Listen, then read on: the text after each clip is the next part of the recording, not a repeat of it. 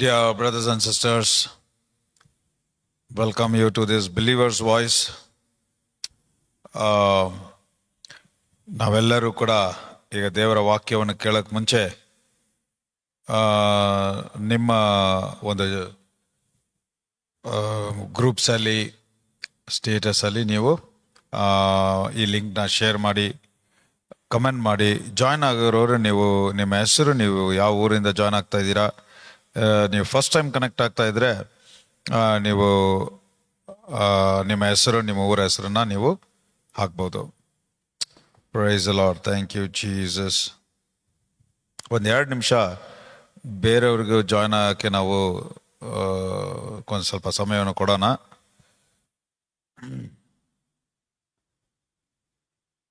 Glory to God. Thank you, Father. Thank you, Jesus. Glory, glory, glory, glory, glory to God.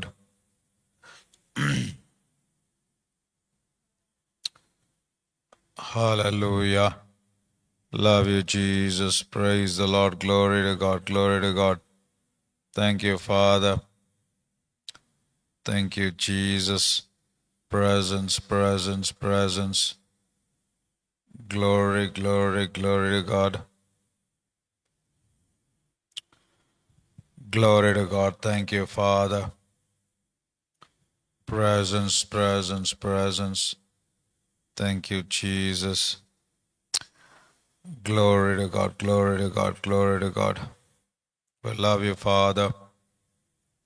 All right.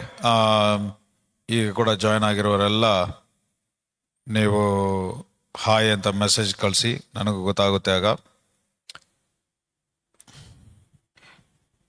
Price the Lord. Thank you brothers. Audio video clear ಆಗಿದೆ ಅಂತ ಕೂಡ ಹಾಕ್ಬಿಡಿ. So I already see message audio video clear ಅಂತ. Praise the Lord. Glory to God, glory to God. Hallelujah. Thank you, Father.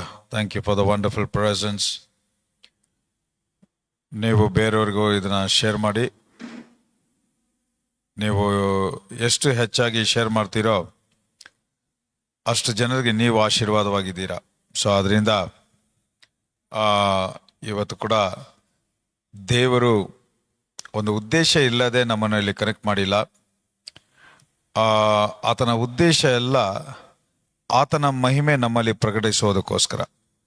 So ಅದರಿಂದ we warmly welcome. So let start. ಇವತ್ತು exact ಆಗಿ ಒಂದು 25 to 30 minutes ಅಲ್ಲಿ crisp ಆಗಿ will try to cover. ಈ ಮೆಸೇಜ್ನ ನಾನು ಡೀಟೇಲ್ ಆಗಿ ಮತ್ತೆ ನಾಳೆ ವಿವರಿಸಕ್ಕಿದ್ದೀನಿ. ಸೊ ಅದರಿಂದ ಈಗ ಕೂಡ ನಾನು ಹೇಳುವ ವಿಷಯಗಳನ್ನ ತುಂಬ ಗಮನದಿಂದ ಕೇಳಿ. Praise the Lord. Blessings, blessings. God bless you. Bless you, bless you all. Welcome, welcome. Sister Sangeeta, Sushma, Brother Barmu, welcome you. Brother Appu, blessings, blessings. Vivek, God bless you. Sister Drakshani, God bless you. Glory to God, glory to God. Praise the Lord. Sister Namrata, God bless you. Thank you. Audio video clear agide ante. Okay. All right. All right. ಈಗ ಇವತ್ತಿನ title ಬಂದ್ಬಿಟ್ಟು ವಿಶ್ವಾಸಿಗಳಲ್ಲಿ ಈ ವಿವಾಹ ಸಂಬಂಧದ ಸಮಸ್ಯೆಗಳು ಯಾಕೆ ಬರುತ್ತೆ. Basically husband and ವೈಫಲ್ಲಿ ಈ ರಿಲೇಷನ್ಶಿಪ್ ಪ್ರಾಬ್ಲಮ್ಸ್ ಯಾಕೆ ಬರುತ್ತೆ. ಯಾಕಂದರೆ ಇವತ್ತು ದೇವರ ವಾಕ್ಯವನ್ನು ಕೇಳ್ತಾ ಇದ್ವಿ, ವಾಕ್ಯವನ್ನು ಧ್ಯಾನ ಮಾಡ್ತಾ ಇದ್ವಿ.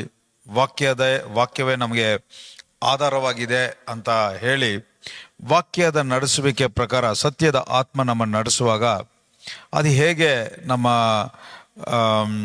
ಕುಟುಂಬದಲ್ಲಿ ಇಲ್ಲ ಮನೆಯಲ್ಲಿ ಫ್ಯಾಮಿಲಿಯಲ್ಲಿ ಇಂಥ ಒಂದು ರಿಲೇಷನ್ಶಿಪ್ ಪ್ರಾಬ್ಲಮ್ಸ್ ಇರಲಿಕ್ಕೆ ಸಾಧ್ಯ. So let me start with this. ಎಲ್ಲ ನೋಡೋರು ತುಂಬ ಗಮನವಾಗಿ ನೋಡಿ.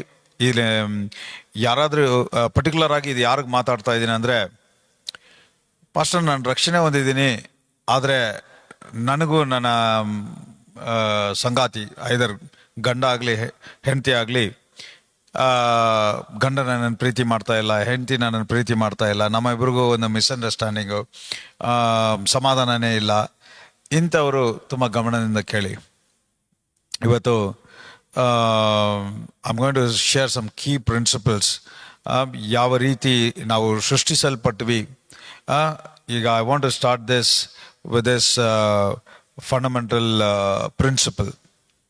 ನಾವು ಇದುವರೆಗೂ ಮದುವೆ ಅನ್ನೋದು ಒಂದು ಫಿಸಿಕಲ್ ಆದ ಒಂದು ಕಾರ್ಯ ಅಂದ್ಕೊಂಡಿದ್ವಿ, ಶರೀರದಲ್ಲಿ ಉಂಟಾದ ಕಾರ್ಯ ಅಂದ್ಕೊಂಡಿದ್ವಿ. ಸೊ ಹಾಗಾದರೆ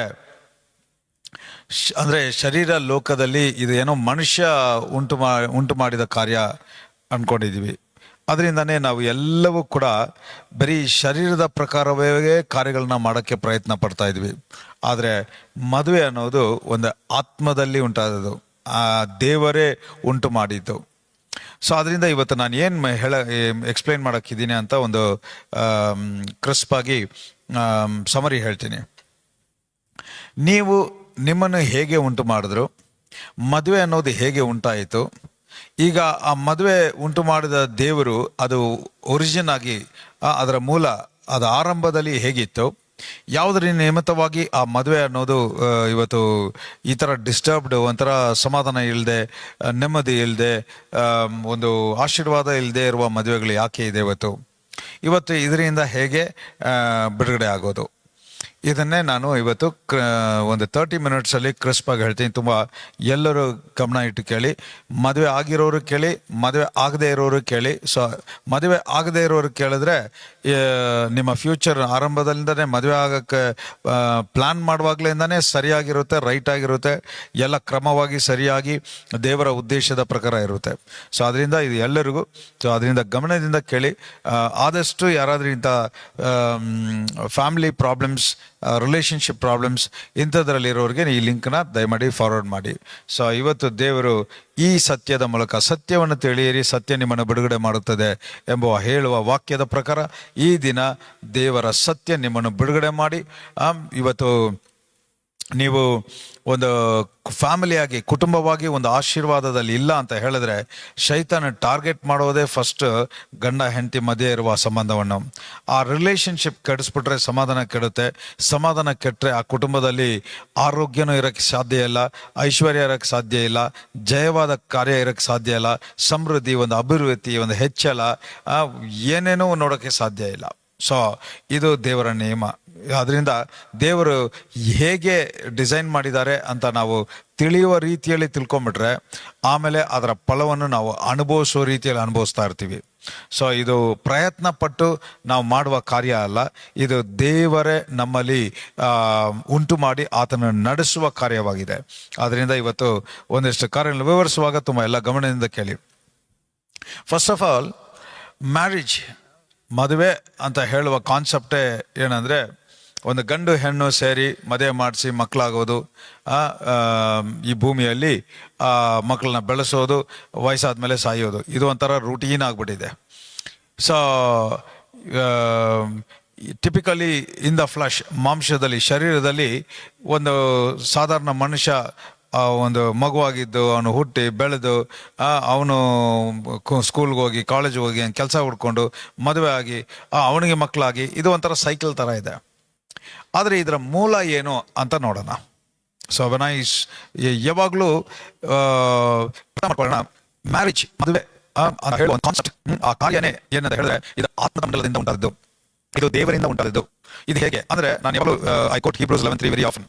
Hebrews 11:3 ಅಲ್ಲಿ ವಾಕ್ಯ ಏನು ಹೇಳ್ತಾ ಇದೆ ಅಂದರೆ, whatever things that is appearing in this world is not made out of the things which are seen. ಇದು ಕಾಣುವ ವಸ್ತುಗಳಿಂದ ಉಂಟಾದ ಲೋಕ ಅಲ್ಲ, ಇದು ಕಾಣದೇ ಇರುವ ವಾಕ್ಯದ ಮೂಲಕ, ವಾಕ್ಯದಿಂದ, ಮಾತುಗಳಿಂದ, ದೇವರ ಮಾತುಗಳಿಂದ ಸೃಷ್ಟಿಸಲ್ಪಟ್ಟ ಲೋಕ. ಸೊ ಹಾಗಾದರೆ ಈ ಭೂಮಿಯಲ್ಲಿ ಏನಾದರೂ ಒಂದು ಕಾಣುವ ರೂಪದಲ್ಲಿ ಪ್ರಕಟವಾಗಬೇಕು ಅಂದರೆ ಅದು ದೇವರ ವಾಕ್ಯದಿಂದಲೇ, ಆ ವಾಕ್ಯದ ಆತ್ಮದಿಂದಲೇ. ಸೊ ಹಾಗಾದರೆ ಈ ಮದುವೆ ಅನ್ನುವ ಕಾನ್ಸೆಪ್ಟ್ ಕೂಡ ಇಲ್ಲಿ ಇದೆ ಅಂತ ಹೇಳಿದ್ರೆ ಇದು ಆಗಲೇ ಒಂದು ಇರಬೇಕು, ಇದು ಆಗಲೇ ದೇವರ ಆತ್ಮದ ಮಂಡಲದಲ್ಲಿ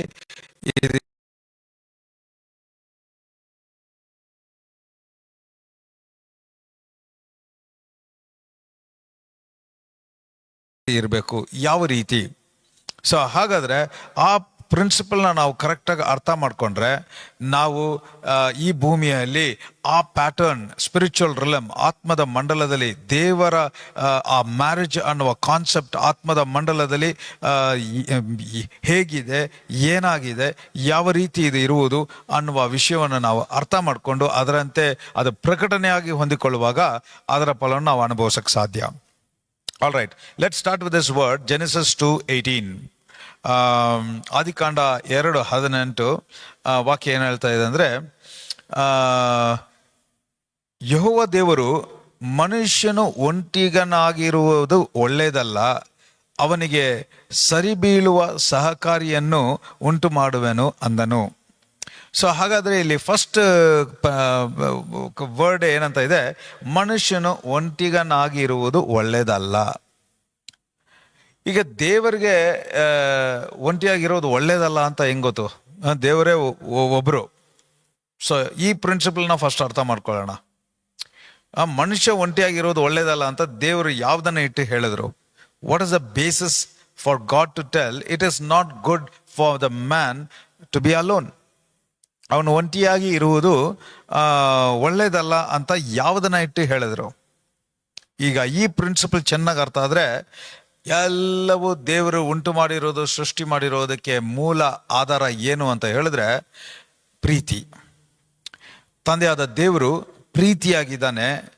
ಆತನು ಪ್ರೀತಿಯಾಗಿದ್ದರೆ ಪ್ರೀತಿ ಅನ್ನುವ ಸ್ವಭಾವ, ಪ್ರೀತಿಯ ಸ್ವಭಾವನೇ ಏನು ಅಂತ ಹೇಳಿದ್ರೆ ಹಂಚಿಕೊಳ್ಳುವುದು, ಕೊಡುವುದು. ಈಗ ಹಂಚಿಕೊಳ್ಳೋಕ್ಕೆ ದೇವರು ಇದ್ದಾರೆ, ಆದರೆ ಅವರು ಹಂಚಿಕೊಳ್ಳೋದು ಯಾರ ಹತ್ರ?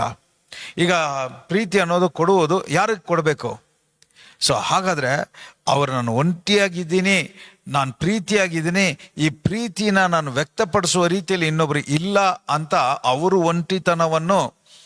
ಅನುಭವಿಸ್ತಾ ಇರೋದ್ರಿಂದ ಈಗ ಮನುಷ್ಯನಿಗೆ ಹೇಳ್ತಾ ಇದ್ದಾನೆ, ನೀನು ಒಂಟಿಯಾಗಿರೋದು ಒಳ್ಳೇದಲ್ಲ. ಹಾಗಾದ್ರೆ ಏನರ್ಥ ಅಂದ್ರೆ, ಮನುಷ್ಯನನ್ನು ಉಂಟು ಮಾಡಿದ ಒಂದು ಉದ್ದೇಶನೇ ಏನು ಅಂತ ಹೇಳಿದ್ರೆ, ಪ್ರೀತಿಯಾಗಿರುವ ನಾನು ಹಂಚಿಕೊಳ್ಳಬೇಕು, ಪ್ರೀತಿಯಾಗಿರುವ ನಾನು ಕೊಡಬೇಕು. ಅದನ್ನ ಯಾರ ಹತ್ರ ಹಂಚ್ಕೊಳ್ಳೋದು, ಕೊಡೋದು ಅಂತಾನೆ ನಿನ್ನನ್ನು ನಾನು ಸೃಷ್ಟಿಸಿದೆ ಅಂತ ಹೇಳ್ತಾ ಇದ್ದಾರೆ. ಸೊ ಹಾಗಾದ್ರೆ man is product of God's love. ದೇವರ ಪ್ರೀತಿಯ ಫಲವಾಗಿ ಮನುಷ್ಯನನ್ನು ದೇವರು ಸೃಷ್ಟಿಸಿದ್ದು. ಸೊ ಹಾಗಾದ್ರೆ ಈಗ ಎಲ್ಲ ಯಾವುದರ ಅಡಿಪಾಯದಿಂದ ಸೃಷ್ಟಿಸಲ್ಪಟ್ಟಿದೆ ಅಂದ್ರೆ ಪ್ರೀತಿ ಎಂಬ ಅಡಿಪಾಯದಲ್ಲಿ ಸೃಷ್ಟಿಸಲ್ಪಟ್ಟಿದೆ. ಸೊ ಹಾಗಾದ್ರೆ ಇವತ್ತು ದೇವರು ನಮ್ಮನ್ನು ಸೃಷ್ಟಿಸಿದ್ದೇ ಆತನ ಪ್ರೀತಿಯಲ್ಲಿ. ಆತನ ಪ್ರೀತಿ ಮಾಡ್ತಾನೆ, ಆ ಪ್ರೀತಿಯನ್ನು ಒಪ್ಪಿಕೊಂಡು ಅಂಗೀಕರಿಸ್ಕೊಂಡು ಆ ಪ್ರೀತಿಯ ಫಲವಾಗಿ ನಾವು ದೇವರನ್ನ ಯಾವ ರೀತಿ ಗಣಪಡಿಸ್ತಾ ಇದೀವಿ, ನಾವು ಯಾವ ರೀತಿ ದೇವರನ್ನ ನೋಡ್ತಾ ಇದೀವಿ, ನಾವು ಯಾವ ರೀತಿ ದೇವರನ್ನ ಕೊಂಡಾಡ್ತಾ ಇದೀವಿ ಅನ್ನೋದನ್ನ ನೋಡಿ ಅವರು ಆನಂದ ಪಡ್ತಾ ಇದ್ದಾರೆ.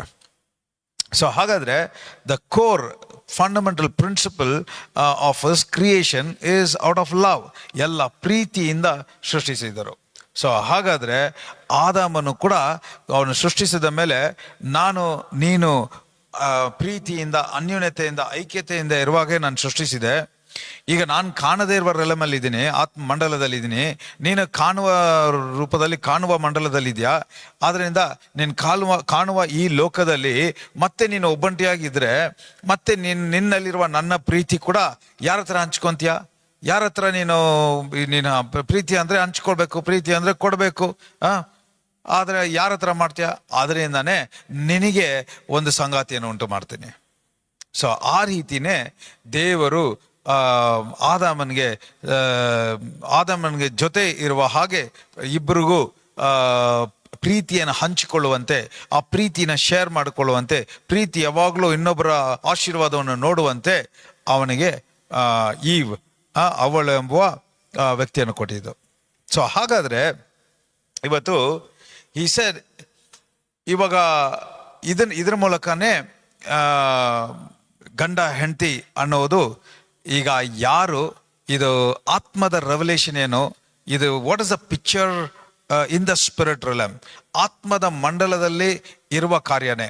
ಅಂಡರ್ಸ್ಟ್ಯಾಂಡ್, ನಾವು ಭೂಲೋಕದಲ್ಲಿ ಏನ್ ಕಾರ್ಯ ನೋಡ್ತಾ ಇದೀವೋ it is just the reflection of the life in the spirit realm. ಆತ್ಮದ ಮಂಡಲದಲ್ಲಿರುವ ಆ ಕಾರ್ಯವನ್ನು ನಾವು ಕಾಣುವ ರೂಪದಲ್ಲಿ ಇಲ್ಲಿ ಪ್ರಕಟಿಸ್ತಾ ಇದೀವಿ.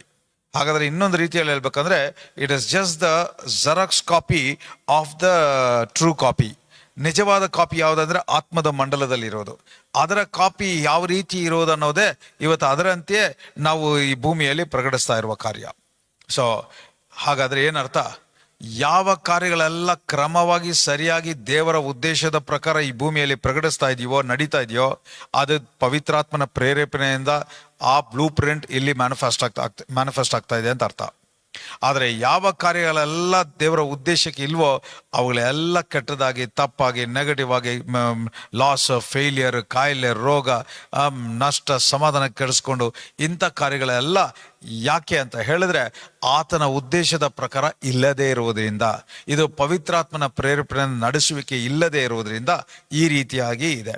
ಇವತ್ತು ಪಾಪದ ನಿಮಿತ್ತವಾಗಿ ಇವತ್ತು 99% ಈಗ ಈ ಭೂಲೋಕನೇ ಅವಸಮಾಧಾನದಲ್ಲಿ, ಕಾಯಿಲೆದಲ್ಲಿ, ರೋಗದಲ್ಲಿ, ನಷ್ಟದಲ್ಲಿ, ಕಷ್ಟದಲ್ಲಿ, ದುಃಖದಲ್ಲಿ ಇಂಥ ಪರಿಸ್ಥಿತಿಯಲ್ಲೇ ನೋಡ್ತಾ ಇದ್ವಿ. ಇಂಥ ಪರಿಸ್ಥಿತಿಯನ್ನು ನಾವು ಯೇಸು ಕ್ರಿಸ್ತನ ರಕ್ತದ ಮೂಲಕ ಮತ್ತೆ ಎಂಥ ಒಂದು ಆಶೀರ್ವಾದವನ್ನು ದೇವರು ಒರಿಜಿನಲ್ ಡಿಸೈನಲ್ಲಿ ಯಾವ ರೀತಿ ಸೃಷ್ಟಿಸಿದ್ರೋ ಅದನ್ನು ಮತ್ತೆ ರಿಸ್ಟೋರ್ ಮಾಡುವ ಪ್ರಾಸೆಸ್ ಅಲ್ಲೇ ಇವತ್ತು ಯೇಸು ಕ್ರಿಸ್ತನ ಪುನರುತ್ಥಾನದ ಶಕ್ತಿ ನಮ್ಮನ್ನು ಮಾರ್ಪಡಿಸ್ತಾ ಇದೆ. ಇವತ್ತು ಅಂಥ ಸತ್ಯವನ್ನು ತಿಳಿದು ಈ ಸತ್ಯವನ್ನು ನಾವು ಹಂಚಿಕೊಳ್ಳುವಾಗ ಈ ಸತ್ಯದ ಆತ್ಮ ಒಬ್ಬೊಬ್ಬರಲ್ಲೂ ತುಂಬಿಸಿ ಮತ್ತೆ ನಾವು ಒರಿಜಿನಲ್ ಆಗಿ ದೇವರು ಯಾವ ರೀತಿ ನಮ್ಮನ್ನು ಸೃಷ್ಟಿ ಮಾಡಿದ್ರೋ ಅದರಂತೆ ನಮ್ಮನ್ನು ನಡೆಸೋರು, ಅದರಂತೆ ನಾವು ಅನುಭವಿಸುವವರಾಗಿದ್ದೀವಿ. ಯೇಸುವಿನ ನಾಮದಲ್ಲಿ ಈಗ ಕೂಡ ನಾನು ಹೇಳುವ ಒಂದೊಂದು ಮಾತು ನಿಮಗೆ ಮಾಹಿತಿಯಾಗಿರದೆ ಅದು ಆತ್ಮವಾಗಿಯೂ ಜೀವವಾಗಿಯೂ ನಿಮ್ಮಲ್ಲಿ ಪ್ರಕಟವಾಗಲಿ. ಯೇಸುವಿನ ನಾಮದಲ್ಲಿ ಈಗ ಜೀವವನ್ನು ರಿಲೀಸ್ ಮಾಡ್ತಾ ಇದ್ದೀನಿ. ಸೊ ಫಸ್ಟ್ ಥಿಂಗ್, ದೇವರು ಆದಮ್ ಅವಳನ್ನು ಕ್ರಿಯೇಟ್ ಮಾಡಿದಾಗ ಇವರು ಇಬ್ರು ಬೇರೆ ಬೇರೆ ಶರೀರವಾಗಿದ್ರು ಕೂಡ ವಾಕ್ಯ ಹೇಳ್ತಾ ಇದ್ರೆ ಇವರಿಬ್ರು ಒಂದಾಗಿದ್ದಾರೆ ಅಂತ. ಸೊ ಹಾಗಾದ್ರೆ ಏನರ್ಥ ಅಂತ ಹೇಳಿದ್ರೆ, ಈಗ ಯಾವ ರೀತಿ ನಾನು ಉದಾಹರಣೆಯಿಂದ ಹೇಳ್ತಾ ಇದ್ದೀನಿ, ಈಗ ನನಗೆ ನೀರು ಕುಡಿಬೇಕು ಅನ್ಸ್ತಾ ಹೇಳಿದ್ರೆ ಬಾಟ್ಲ್ ದೂರದಲ್ಲಿದೆ, ನನಗೆ ಯೋಚನೆ ಬಂದಿದೆ ನೀರು ಕುಡಿಯ ಅಂತ. ಆದರೆ ನೀರು ಕುಡಿಯೋಕ್ಕೆ ಫಸ್ಟ್ ನನ್ನ ಕಣ್ಣು ಬಾಟ್ಲ್ ಎಲ್ಲಿದೆ ಅಂತ ನೋಡಬೇಕು, ದೂರ ಇದ್ರೆ ನನ್ನ ಕಾಲುಗಳು ಎದ್ದು ನಡೆದು ಅಲ್ಲಿಗೆ ಹೋಗಬೇಕು, ಆ ಬಾಟ್ಲನ್ನ ಕೈಯಲ್ಲಿ ಹಿಡಿದು ನಾನು ಎತ್ತಬೇಕು, ನನ್ನ ಬಾಯಿ ಅದನ್ನು ಕುಡಿಯಬೇಕು. ಈಗ ಎಷ್ಟು ಜನಕ್ಕೆ ಅರ್ಥ ಆಗ್ತಾ ಇದೆ? ಸೊ ಹಾಗಾದ್ರೆ ಒಂದೇ ಯೋಚನೆ, ಒಂದೇ ಗುರಿ, ಒಂದೇ ಗೋಲ್, ಒಂದೇ ಡೆಸ್ಟಿನಿ, ಆದರೆ ಒಂದೇ ಆಲೋಚನೆ. ಆದರೆ ಆ ಕಾರ್ಯವನ್ನು ನೆರವೇರಿಸೋಕ್ಕೆ ಎಷ್ಟು ಅಂಗಗಳು ಅದರನ್ನು ಅರ್ಥ ಮಾಡಿಕೊಂಡು ಅದರಂತೆ ಕೆಲಸ ಮಾಡ್ತಾ ಇದೆ. ಈಗ ಆ ಮಾತನ್ನು ಕೈಗೆ ಸಪ್ರೇಟ್ ಆಗಿ ಹೇಳಿಲ್ಲ, ಕಾಲ್ಗೆ ಸಪ್ರೇಟ್ ಆಗಿ ಹೇಳಿಲ್ಲ, ಕಣ್ಣಿಗೆ ಸಪ್ರೇಟ್ ಆಗಿ ಹೇಳಿಲ್ಲ, ಬಾಯಿಗೆ ಸಪ್ರೇಟ್ ಆಗಿ ಹೇಳಿಲ್ಲ. ಆದರೆ ನೀರು ಕುಡಿಬೇಕು ಅಂತ ಬಂದ ಯೋಚನೆ ಎಲ್ಲರಿಗೂ ಅರ್ಥ ಆಗ್ಬಿಡ್ತು, ಎಲ್ಲ ಅಂಗಗಳಿಗೂ ಅರ್ಥ ಆಗ್ಬಿಡ್ತು. ಈಗ ಅದನ್ನ ನೆರವೇರಿಸೋದಕ್ಕೆ ಅವರವರು ಏನ್ ಕೆಲಸ ಮಾಡ್ಬೇಕೋ, ಏನ್ ಕರ್ತವ್ಯವಾಗಿದೆಯೋ ಅವರವರ ಕರ್ತವ್ಯವನ್ನು ಕರೆಕ್ಟಾಗಿ ಮಾಡಿದ್ರೆ ಮಾತ್ರನೇ ಆ ನೀರು ಕುಡಿಬೇಕು ಅನ್ನುವ ಕಾರ್ಯ ನೆರವೇರುವುದು. ಸೊ ಅದೇ ರೀತಿ ತಂದೆಯಾದ ದೇವರು ಆದಮನ ಒಂದು ಶರೀರ, ಅವಳು ಒಂದು ಶರೀರವಾಗಿದ್ರು ಕೂಡ ಅದು ಎರಡು ಒಂದೇ ದೇವರ ಅಂಗವಾಗಿದೆ. ಆದರೆ ಅವರಿಬ್ಬರನ್ನು ಯಾವ ರೀತಿ ಅಂದ್ರೆ ದೇವರ ಪ್ರೀತಿಯಿಂದ ಸೇರಿ ಒಂದು ಮಾಡಿಸಿರುವ ಕಾರ್ಯ. ಇದನ್ನ ನೀವು ಪಿಕ್ಚರೈಸ್ ಮಾಡೋಕ್ಕೆ ಒಂದು ಉದಾಹರಣೆಯನ್ನು ಕೊಡ್ಬೇಕಂದ್ರೆ, ಯು ಕ್ಯಾನ್ ಇಮ್ಯಾಜಿನ್, ಎರಡು ಬ್ರೆಡ್ ಸ್ಲೈಸ್ ತಗೊಳ್ಳಿ, ಮಧ್ಯದಲ್ಲಿ ಚೀಸ್ನ ತಗೊಳ್ಳಿ. ಸೊ ಎರಡು ಬ್ರೆಡ್ ಸ್ಲೈಸ್ನ ಸುಮ್ಮನೆ ಅಂಟಿದ್ರೆ ಕೆಳಗಡೆ ಬಿಟ್ರೆ ಸ್ಪ್ಲಿಟ್ ಆಗ್ಬಿಡುತ್ತೆ. ಆದರೆ ಚೀಸ್ ಇಟ್ಬಿಟ್ಟು ಅದನ್ನ ಟೋಸ್ಟ್ ಮಾಡಿ ಒಂದು ಮಾಡಿಬಿಡಿ, ಆಮೇಲೆ ಅದನ್ನ ಸೆಪರೇಟ್ ಮಾಡೋಕ್ಕಾಗಲ್ಲ, ಒಂದಾಗಿ ಬರುತ್ತೆ. ಈಗ ಎರಡು ಒಂದಾಗೋಕ್ಕೆ ಕಾರಣ ಏನಂದ್ರೆ ಆ ಚೀಸ್ ಆಗಿರುತ್ತೆ. ಚೀಸ್ ಅನ್ನುವ ಆ ದೇವರ ಪ್ರೀತಿಯಿಂದ ಒಂದಾಗಿರುವಾಗ ಇವರು ಎರಡು ಶರೀರ ನೋಡುವುದಕ್ಕೆ ಎರಡು ಶರೀರ ಕಾಣ್ಬೋದು, ಆದರೆ ಸ್ಪಿರಿಟ್ ಅಲ್ಲಿ ಅವರು ಒಂದೇ ಶರೀರ, ಒಂದೇ ಆತ್ಮ, ಒಂದೇ ಆಲೋಚನೆ. ಯಾವ ರೀತಿ ನೀರು ಕುಡಿಬೇಕು ಅಂದಾಗ ಕೈಗೂ, ಕಾಲ್ಗೂ, ಕಣ್ಣಿಗೂ, ಬಾಯಿಗೂ ಅದೆಲ್ಲ ಅರ್ಥ ಆಯ್ತೋ, ಅದೇ ರೀತಿ ಒಂದು ಯೋಚನೆ ಬಂದ್ರೆ ಆ ಆದಮನಿಗೂ ಅಷ್ಟೇ, ಅವಳಿಗೂ ಅಷ್ಟೇ ಅದೇ ಯೋಚನೆ ಆಗಿತ್ತು, ಅದೇ ಮಾತಾಗಿತ್ತು, ಅದೇ ಪ್ರಕಾರ ನಡೆಯಕ್ಕೆ ಶುರು ಮಾಡಿದ್ರು. ಸೊ ಹಾಗಾದ್ರೆ ಈಗ ಆ ಗಂಡ ಹೆಂಡತಿಯಾಗಿ ಆದಮ್ ಅವಳು ಇರುವ ತನಕ ಅವರ ಮದುವೆ, ಅವರ ಮ್ಯಾರೇಜ್, ಅವರ ಸಂಬಂಧ, ಆ ಜೀವನ ಸಂಗಾತಿ ಎಂಬ ಆ ರಿಲೇಶನ್ಶಿಪ್ ಯಾವುದ್ರ ಮೇಲೆ ಇತ್ತು ಅಂದ್ರೆ ದೇವರ ಪ್ರೀತಿಯ ಮೇಲೆ ಇತ್ತು. ಸೊ ಹಾಗಾದ್ರೆ the root for the marriage was love, and that love was God himself, Jesus himself. ಆ ಮದುವೆಗೆ, ಆ ಸಂಬಂಧಕ್ಕೆ ಬೇರಾಗಿ ಇದ್ದಿದ್ದೇ ಪ್ರೀತಿ. ಆ ಪ್ರೀತಿಯೇ ದೇವರಾಗಿದ್ರು. ಅಂಡರ್ಸ್ಟ್ಯಾಂಡ್? ಇವರು ಪ್ರೀತಿ ಮಾಡಿ ಒಂದು ಐಕ್ಯತೆಯಲ್ಲಿ ಇರಲಿಲ್ಲ. ಆ ಪ್ರೀತಿಯೇ ದೇವರಾಗಿ ಅವರಲ್ಲಿ ಇದ್ದಿದ್ದರಿಂದ ಅವರಿಬ್ರು ಬೇರೆ ಬೇರೆ ದೇಹವಾಗಿದ್ರು ಕೂಡ ಅವರ ಯೋಚನೆ, ಅವರ ಮಾತು, ಅವರ ಕ್ರಿಯೆ, ಅವರು ಮಾಡುವ ಕಾರ್ಯಗಳು ಎಲ್ಲ ಒಂದೇ ಆಗಿತ್ತು. ಸೊ ಆ ರೀತಿಯಾಗಿರುವ ತನಕ ಎಲ್ಲವೂ ಕ್ರಮವಾಗಿ, ಸರಿಯಾಗಿ, ಆಶೀರ್ವಾದವಾಗಿ. ಈಗ ನಾನು ಒಂದೊಂದಾಗಿ ಪಾಯಿಂಟ್ ಹೇಳ್ತಾ ಇರ್ತೀನಿ. ಯಾವ ರೀತಿ ಈಗ ಆ ಪ್ರೀತಿ ಎನ್ನುವ ದೇವರೇ ಅವರಲ್ಲಿ ಇದ್ದಾಗ ಆ ಪ್ರೀತಿ ಆ ಸಂಬಂಧವನ್ನು ನಡೆಸ್ತಾ ಇತ್ತು. I tell you the difference. ಯಾವ ರೀತಿ ಪಾಪ ಆದ್ಮೇಲೆ ಏನಾಯ್ತು, ಆ ಪ್ರೀತಿ ಎಂಬುವ ದೇವರು ಅಗಲಿ ಹೋದ್ರು. ಪ್ರೀತಿ ಎಂಬುವ ದೇವರು ದೂರ ಹೋದ ಮೇಲೆ ಇದು ಹೆಂಗಂದ್ರೆ, ಈಗ 2 ಬ್ರೆಡ್ ಸ್ಲೈಸ್ ಮಧ್ಯದಲ್ಲಿ ಇದ್ದ ಚೀಸ್ನ ತೆಗೆದುಬಿಟ್ಟು ಈಗ ಮತ್ತೆ ಅಂಟಕ್ಕೆ ನೋಡಿದ್ರೆ ಏನೋ ಅಂಟ್ತಾ ಇಲ್ಲ. ಸೊ 2 ಇಂಡಿಪೆಂಡೆಂಟ್ ಆಗೋಯ್ತು. ಈಗ ಎರಡು ಸಪರೇಟ್ ಬಾಡೀಸ್ ತರ. ಇದುವರೆಗೂ ಒಂದೇ ಬಾಡಿ, ಒಂದೇ ಯೋಚನೆ, ಒಂದೇ ನಂಬಿಕೆ, ಒಂದೇ ಮಾತು, ಒಂದೇ ಕ್ರಿಯೆ, ಒಂದೇ ತರ ಮಾಡ್ತಾ ಇದ್ದ 2 ಶರೀರವು ಈಗ ಎಲ್ಲಿ ದೇವರ ಪ್ರಸನ್ನತೆ ಇಲ್ವೋ, ಎಲ್ಲಿ ದೇವರು ಇಲ್ವೋ, ಈಗ ಪ್ರೀತಿ ಇಲ್ಲ. ಈಗ ದೇವರ ಪ್ರೀತಿ ಇಲ್ಲದೆ ಇರುವ ಕಾರಣ ಈಗ ಏನಾಗೋಯ್ತು, ಈಗ ಒಂದಾಗಿ ನಡೀತಾ ಇದ್ದ ಅನ್ಯೂನ್ಯತೆ, ಐಕ್ಯತೆ, ಒನ್ ಅಗ್ರಿಮೆಂಟ್ ಅನ್ನೋದು ಏನಾಗೋಯ್ತು, ಈಗ ಬೇರೆ ಬೇರೆದಾಗ್ಬಿಡ್ತು, ಸೆಪರೇಟ್ ಆಗೋಯ್ತು. ಇದೇ ಪಾಪದಲ್ಲಿ ನಡೆದ ಕಾರ್ಯ. ಪಾಪದ ಫಲವಾಗಿ ಆದಾಮನಿಗೂ ಅವಳಿಗೂ ಆಗಿದ ಒಂದು ಕಾರ್ಯ. ಅದಕ್ಕೆ the first thing what he said, ನೀನು ಈ ಹಣ್ಣನ್ನು ತಿಂದ್ಯಾ ಅಂತ ಕೇಳುವಾಗ್ಲೇ ಆದಾಮನ ಉತ್ತರ ಹೆಂಗಿತ್ತು ಗೊತ್ತಾ? ನೀನು ನನಗೆ ಒಬ್ಳನ್ನ ಕೊಟ್ಟಿಯಲ್ಲ, ಅವಳು ಕೊಟ್ಲು, ನಾನು ತಿಂದೆ. ಇದುವರೆಗೂ ಅವಳು ಅಂತ ಹೇಳ್ತಾ ಇರಲಿಲ್ಲ, ಅದು ನಾನು. ಯಾಕಂದ್ರೆ ವಾಕ್ಯದಲ್ಲಿ ಹಿಂಗೆ ಹೇಳ್ತಾ ಇದ್ದಾನೆ, ಇದು ನನ್ನ ಎಲುಬಿನಿಂದ ಉಂಟಾದ ಸ್ತ್ರೀ, ನನ್ನ ಎಲುಬಲ್ಲಿ ಎಲುಬಾಗಿದ್ದಾಳೆ. She is from my bone of my bone and rib of my rib. ನನ್ನ ಅಂಗದಲ್ಲಿ ಒಂದು ಅಂಗವಾಗಿದ್ದಾಳೆ. ನಾವು ದೇವರು ಹೇಳ್ತಾ ಇದ್ದಾರೆ, ನೀವು ಇಬ್ಬರಾಗಿದ್ರು ಒಬ್ಬರೇ. ಆ ರೀತಿಯಾಗಿ ಇದ್ದವರು ಈಗ ಪಾಪ ಬಂದು ಪ್ರೀತಿ ಎಂಬುವ ದೇವರು, ಪ್ರೀತಿ ಎನ್ನುವ ಯೇಸು ಅಗಲಿ ಹೋಗದ ಕೂಡಲೇ ಈಗ ನಾನು ಅಂತ ಹೇಳ್ತಾ ಇದ್ದ ಅದನ್ನ ಅವಳು ಅಂತ ಐಡೆಂಟಿಫೈ ಮಾಡಕ್ ಶುರು ಮಾಡ್ದ. ಗುರುತಿಡಿಯೋದೇ, ಆ ಗುರುತೇ ಚೇಂಜ್ ಆಗೋಯ್ತು. ಇದುವರೆಗೂ ಇದು ನನ್ನ ಶರೀರ ಅಂತ ಹೇಳ್ತಾ ಇದ್ದ, ಈಗ ಇದು ಇವಳು ನನಗೆ ತಿನ್ನುವ ಹಾಗೆ ಮಾಡಿದ್ಲು ಅಂತ ಅಪರಾಧ ಹೊರಿಸ್ತಾ ಇದ್ದಾನೆ. ಸೊ ಹಾಗಾದ್ರೆ ಎಲ್ಲಿ ಪ್ರೀತಿ ಎಂಬುವ ದೇವರು ಇಲ್ವೋ ಅಲ್ಲಿ ಉಂಟಾದದ್ದೇ ಈ ರಿಲೇಶನ್ಶಿಪ್ ಪ್ರಾಬ್ಲಮ್ಸ್. ಸೊ ಹಾಗಾದ್ರೆ ಈಗ ಒಂದಿಷ್ಟು ಪ್ರಿನ್ಸಿಪಲ್ನ ಎಕ್ಸ್ಪ್ಲೇನ್ ಮಾಡುವಾಗ ತುಂಬ ಗಮನದಿಂದ ಕೇಳಿ. ಯಾವ ರೀತಿ ದೇವರ ಆ ಪ್ರೀತಿಯೇ ದೇವರಾಗಿರುವಾಗ, ಆ ಪ್ರೀತಿಯ ದೇವರಾಗಿ ಇದ್ದು ಇಬ್ರು ಒಂದು ಸೇರುವಾಗ ಅವ್ರು ಇಬ್ರಲ್ಲ, ಒಬ್ರೇ. ಒಂದೇ ದೃಷ್ಟಿ, ಒಂದೇ ಐಕ್ಯತೆ, ಒಂದೇ ಅನ್ಯೂನ್ಯತೆ, ಒಂದೇ ತರ ಪ್ರೀತಿ, ಒಂದೇ ತರ ಮಾತು, ಒಂದೇ ತರ ಆಲೋಚನೆ, ಒಂದೇ ತರ ಐಡಿಯಾ.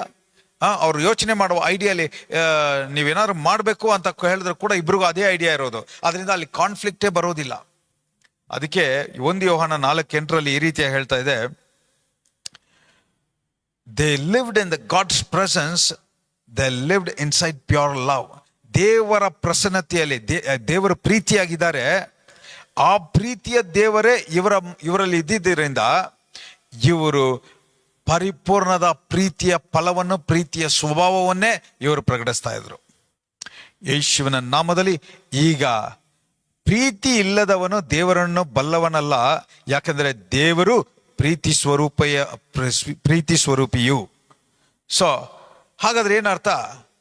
ಈಗ ನಮ್ಮಲ್ಲಿ ದೇವರ ಪ್ರೀತಿ ಇದ್ದರೆ ದೇವರಿದ್ದಾರೆ, ದೇವರು ಇದ್ರೆ ಪ್ರೀತಿ ಇದೆ. ಸೊ ಈಗ ಒಂದು ಗಂಡ ಹೆಂಡತಿ ಮಧ್ಯದಲ್ಲಿ ಒಂದು ಕಾನ್ಫ್ಲಿಕ್ಟ್, ಒಂದು ಜಗಳ, ಒಂದು ಆರ್ಗ್ಯುಮೆಂಟ್ ಬರ್ತಾ ಇದೆ ಅಂದ್ರೆ ಅಲ್ಲಿ ಏನಿಲ್ಲ ಅಂದ್ರೆ ಅಲ್ಲಿ ಪ್ರೀತಿ ಇಲ್ಲ ಅಂತ ಹೇಳಿದ್ರೆ ದೇವರಿಲ್ಲ, ಇಲ್ಲ ದೇವರು ಇಲ್ಲ ಅಂತ ಹೇಳಿದ್ರೆ ಪ್ರೀತಿ ಇಲ್ಲ. ಈಗ ಒಂದು ಇಂಪಾರ್ಟೆಂಟ್ ಪ್ರಿನ್ಸಿಪಲ್ ಅಂತ ಹೇಳುವಾಗ ತುಂಬಾ ಗಮನದಿಂದ ಕೇಳಿ. ನಿಮ್ಮ ಮದುವೆ ಆಗಿರೋರು, ನೀವು ಶರೀರ ಪ್ರಕಾರವಾಗಿ ನೋಡಿ, ಅಪಿಯರೆನ್ಸ್, ಇವ್ರು ಹೆಂಗಿದ್ದಾರೆ, ಏನು ಓದಿದ್ದಾರೆ, ಈ ತರ ಎಮೋಷನಲ್ ಬಾಂಡಿಂಗ್, ಈ ರೀತಿಯಾಗಿ ಉಂಟಾದ ಮದುವೆ ಆಗಿದ್ರೆ ಅದು ಶರೀರದಿಂದ ಉಂಟಾದ ಮದುವೆ, ಅದು ಶರೀರದ ಫಲವನ್ನೇ ಅನುಭವಿಸೋದು. ಆದರೆ ಪ್ರೀತಿ ಎಂಬುವ ದೇವರಿಂದ ಇದು ಸೇರಿರುವ ಶರೀರವಾಗಿದ್ರೆ ಅಲ್ಲಿ ದೇವರ ಪ್ರೀತಿಯ ಸ್ವಭಾವವೇ ಆ ಎರಡು ಶರೀರ ಅನುಭವಿಸುವುದು, ಪ್ರಕಟಿಸುವುದು. ಸೊ ಹಾಗಾದ್ರೆ man's marriage is not produced out of emotional love. Man's marriage or marriage itself is rooted by God's love. ಅದು ದೇವರ ಪ್ರೀತಿಯಿಂದ ಬೇರೂರಿ ಇರಬೇಕು. ಅದರಿಂದಾನೇ ಇವತ್ತು ಪಾಪದ ನಿಮಿತ್ತವಾಗಿ ಮನುಷ್ಯ ಪಾಪದ ಸ್ವಭಾವದಲ್ಲಿ ಬಿದ್ದ ಮೇಲೆ ಇವತ್ತು ಪ್ರೀತಿ ಎಂಬುವ ದೇವರನ್ನ ಪರಿಪೂರ್ಣವಾಗಿ ಅನುಭವಿಸಾಗದೇ ಇರೋದ್ರಿಂದ ಇವತ್ತು ಅವನು ಒಂದು ಈ ಲೋಕದ ಪ್ರಕಾರ ಶರೀರ ಪ್ರಕಾರವಾಗಿ ಪ್ರೀತಿಯದಲ್ಲಿ ಇವತ್ತು ಮದುವೆ ಆಗಿ ಆ ಪ್ರೀತಿ ಲಿಮಿಟೆಡ್ ಆದ ಕೆಪಾಸಿಟಿಯಲ್ಲಿ ಇದೆ. ಆ ಪ್ರೀತಿ ಯಾವ ಲೆವೆಲ್ ಅಲ್ಲಿ ಇದೆಯೋ, ಇವನೇನು ಕೊಡ್ತಾ ಇದ್ದಾನೆ, ಅವಳೇನು ಕೊಡ್ತಾ ಇದ್ದಾಳೆ, ಇವ್ರೇನು ಸಂಪಾದನೆ ಮಾಡ್ತಾ ಇದ್ದಾನೆ, ಅವರೇ ಎಷ್ಟು ಚೆನ್ನಾಗಿ ಅಡಿಗೆ ಮಾಡ್ತಾ ಇದ್ದಾರೆ, ಇವಳಿಂದ ನನಗೇನು ಲಾಭ, ಅವನಿಂದ ನನಗೇನು ಲಾಭ, ಈ ರೀತಿಯಾಗಿ ಟ್ರಾನ್ಸಾಕ್ಷನಲ್ ಆಗೋಯ್ತು ಪ್ರೀತಿಯ ವ್ಯಾಲ್ಯೂ. ಸೊ ಅದಕ್ಕೆ ಇದಕ್ಕೆ ಒಳ್ಳೆ ಉದಾಹರಣೆ ಕೊಡ್ಬೇಕಂತ ಹೇಳಿದ್ರೆ, ಇಮ್ಯಾಜಿನ್ ಇವತ್ತು ನೀವು ನೀರು ತಗೊಂಡ್ಬರ್ಬೇಕು ಅಂತ ಹೇಳಿದ್ರೆ, ನೀವೊಂದು ಬಕೆಟ್ ಅನ್ನು ತಗೊಂಡೋಗಿ ನೀರು ತುಂಬಿಸ್ಕೊಂಡ್ ಬಂದ್ರೆ ಆ ಬಕೆಟ್ ಅಲ್ಲಿ ನೀರು ಇರೋ ತನಕನೇ ನೀವು ಯೂಸ್ ಮಾಡ್ಬೋದು. ಆ ಬಕೆಟ್ ಅಲ್ಲಿ ನೀವು ನೀರೆತ್ತು ಕುಡಿತಾ ಇರುವಾಗ ಇಲ್ಲ ಕನ್ಸ್ಯೂಮ್ ಮಾಡ್ತಾ ಇರುವಾಗ ಆ ಬಕೆಟ್ ಖಾಲಿ ಆದ್ರೆ ಮತ್ತೆ ಹೋಗಿ ನೀವು ನೀರು ಬಕೆಟ್ ಅಲ್ಲಿ ಹೋಗಿ ನೀರು ತರಬೇಕು. ಆದರೆ ಇಮ್ಯಾಜಿನ್ ಮಾಡಿ ನೋಡಿ, ಒಂದು ಸಮುದ್ರ ದಂಡದಲ್ಲಿರುವಾಗ ಇಲ್ಲ ನದಿ ಬಳಿಯಲ್ಲಿ ಇರುವಾಗ ನೀವು ಹೋಗಿ ಬಕೆಟ್ ಅಲ್ಲಿ ತಗೊಂಬರೋ ಅವಶ್ಯಕತೆ ಇಲ್ಲ. ನಿಮಗೆ ಎಷ್ಟು ಬೇಕೋ ಅಲ್ಲಿ ಅಷ್ಟು, ಅದು ಕಡಿಮೆನೇ ಆಗೋದಿಲ್ಲ. ನಿಮಗೆ ಯಾವಾಗೆಲ್ಲ ಬೇಕೋ ಅವಾಗೆಲ್ಲ ಅನುಭವಿಸ್ತಾನೆ ಇರ್ಬೋದು. ಹಾಗಾದ್ರೆ ಇದು ಯಾವುದನ್ನ ತೋರಿಸ್ತಾ ಇದೆ ಅಂದ್ರೆ, ಪಾಪದ ನಿಮಿತ್ತವಾಗಿ ಇವತ್ತು ನಾವು ಅನುಭವಿಸ್ತಾ ಇರುವ ಪ್ರೀತಿ ಬಕೆಟ್ ಸೈಜಲ್ಲಿ ಇದೆ.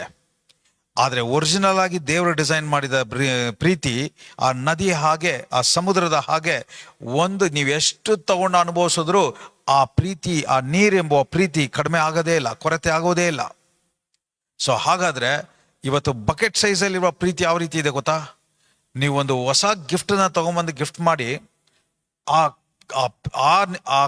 ಗಿಫ್ಟ್ ನಿಮಿತ್ತವಾಗಿ ಆ ಖುಷಿಯಿಂದ ಪ್ರೀತಿ ಸ್ವಲ್ಪ ಇರುತ್ತೆ. ಅದನ್ನ ಆ ಗಿಫ್ಟ್ ಸ್ವಲ್ಪ ಕಡಿಮೆ ಆಗಿದ ಕೂಡಲೇ ನಿಮಗೆ ಅಂದ್ರೆ ಅದು ಹಳೇದಾಗಿ ಅದನ್ನ ಯೂಸ್ ಆಯ್ತು, ಇದು ಮುಗೀತು ಅಂತ ಹೇಳುವಾಗ ಆ ಪ್ರೀತಿ ಕೂಡ ಡ್ರೈನ್ ಆಗುತ್ತೆ. ಇದು ಯಾವ್ದಂದ್ರೆ ಆ ಬಕೆಟ್ ಅಲ್ಲಿ ನೀರೆಲ್ಲ ಕನ್ಸ್ಯೂಮ್ ಆಗ್ಬಿಟ್ವಿ ಅಂತ ಅರ್ಥ. ಹಾಗಾದ್ರೆ ಏನರ್ಥ?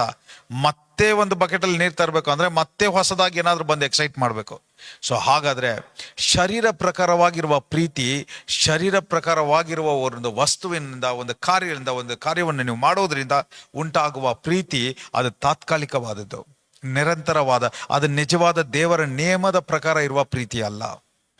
ಆದರೆ ದೇವರ ಪ್ರೀತಿ ಅದು ಅಗಾಪೆ ಪ್ರೀತಿ, ನಿಬಂಧನೆ ಇಲ್ಲದೆ ಇರುವ ಪ್ರೀತಿ, ಅದು ಸ್ಯಾಕ್ರಿಫಿಷಿಯಲ್ ಲವ್ ಅಂತ ಹೇಳಿದ್ರೆ ಅದು ತ್ಯಾಗ ಮಾಡುವ ಪ್ರೀತಿ. ನಿನ್ನಿಂದ ಏನು ಎದುರು ನೋಡುವ ಕಾರ್ಯ ಅಲ್ಲ.